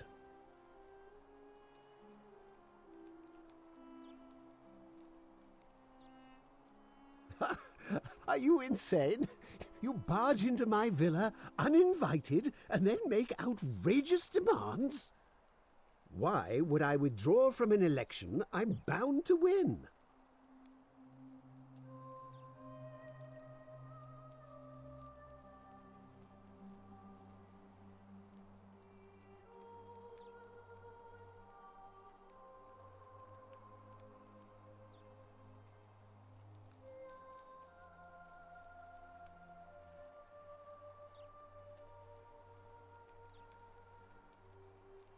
You are acting very strangely.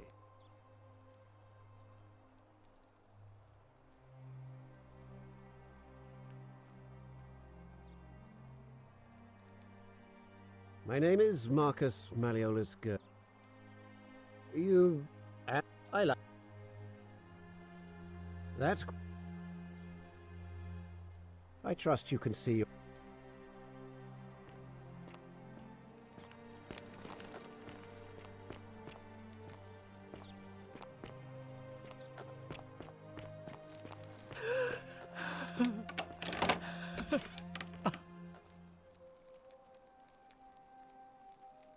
You're not supposed to be in here.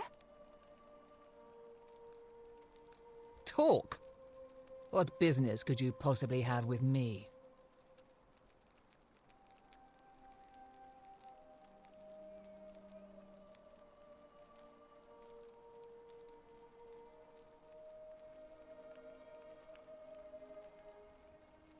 My marital affairs are no concern of yours. An intriguing proposition. Go on.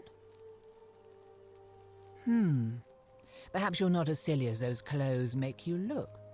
What makes you say that?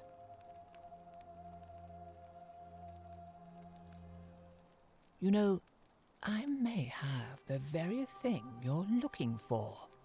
Some time ago, when he still cared. Now, addressing one's wife, I'll let it go, but...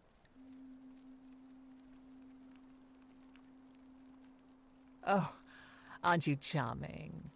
I'm quite sure my husband would seethe with impotent rage if he overheard you say that. I love it. It seems our interests are aligned. I imagine knowing his true identity will give me the leverage I need to manage him appropriately. But first, I need you to do something for me. I want you to bring me some wine. Just one small urn. Oh, don't look at... So you'll help me? Thank you. Here's the letter.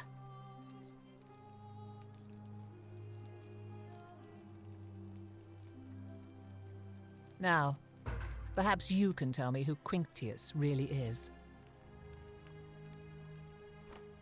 What? He's... Oh no. That's... quite a lot more serious than I imagined. I only wanted some leverage over him, not to destroy him. Give me that immediately. Nobody else must know.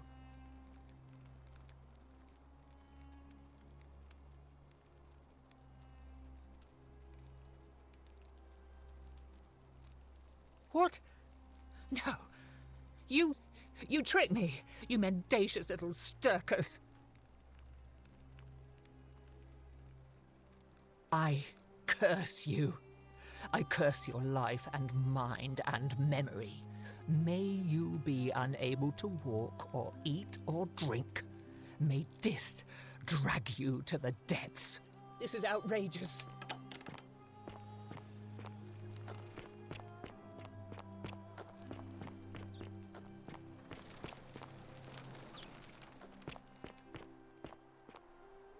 You again.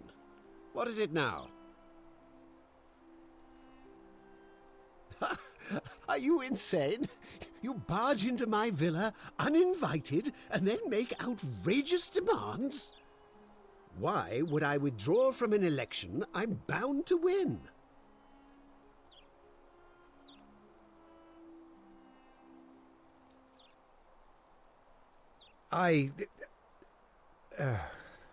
So, it finally caught up with me. I suppose that makes you... what? One of Nero's assassins?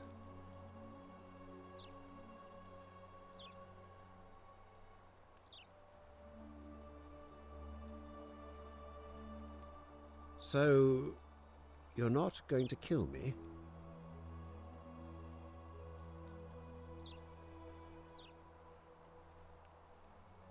Oh, so much work and money. Oh, well, if I do it, you'd let me live?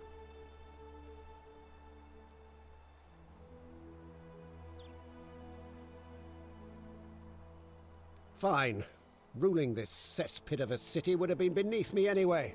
I'll have Domitius notify the priestess of my withdrawal and release those two from debt bondage. There. You got what you wanted. Now, please, leave my villa and never speak to me again.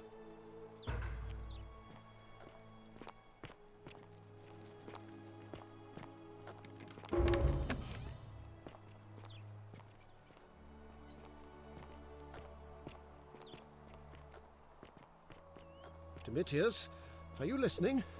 Yes, sir. I've made a decision to release Yulia.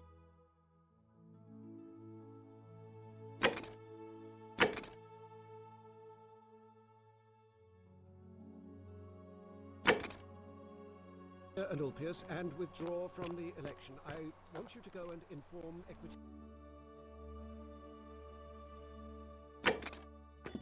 Here. Sir? Are you under duress, sir? I just had a change of heart. But you're on track to be magistrate, sir. All that work.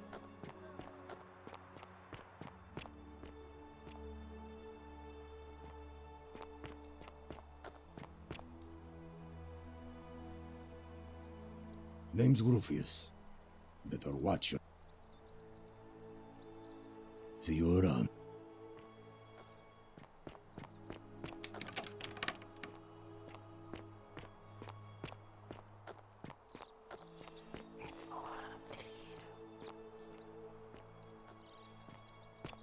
How'd you do? Hello there, friend. May I say that... Well, I'll take your word for it.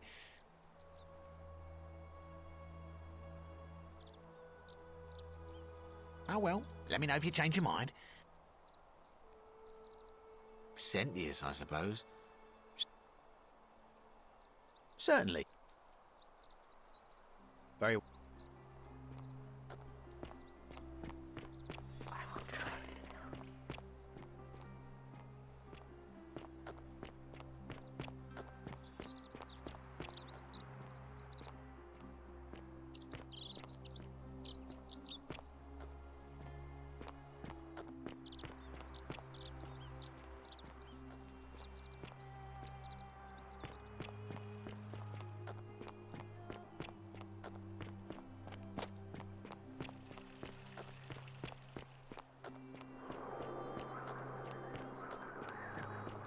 Be careful who you trust. Sorry, I'm still a bit out of it. Was there... All right.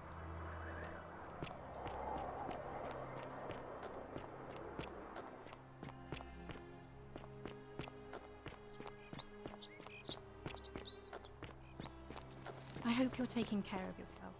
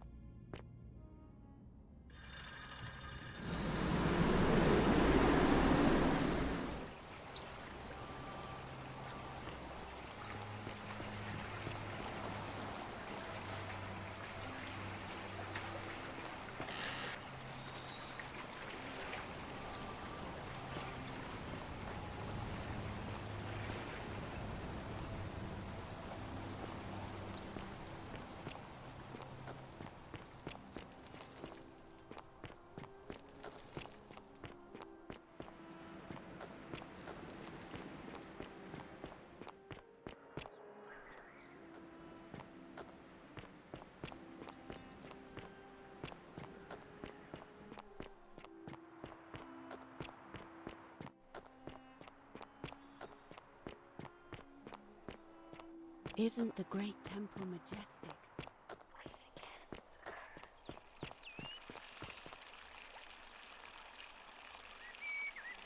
What is it, citizen?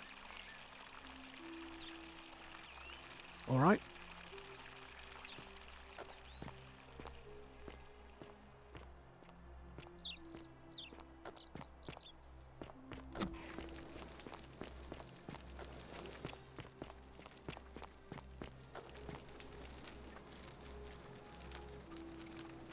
We're finally alone.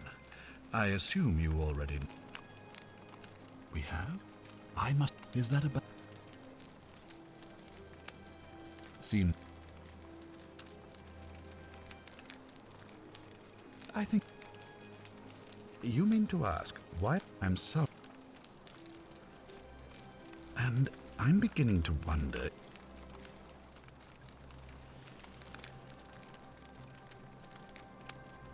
I'm glad to hear that. Of course, what it... What? Thank you.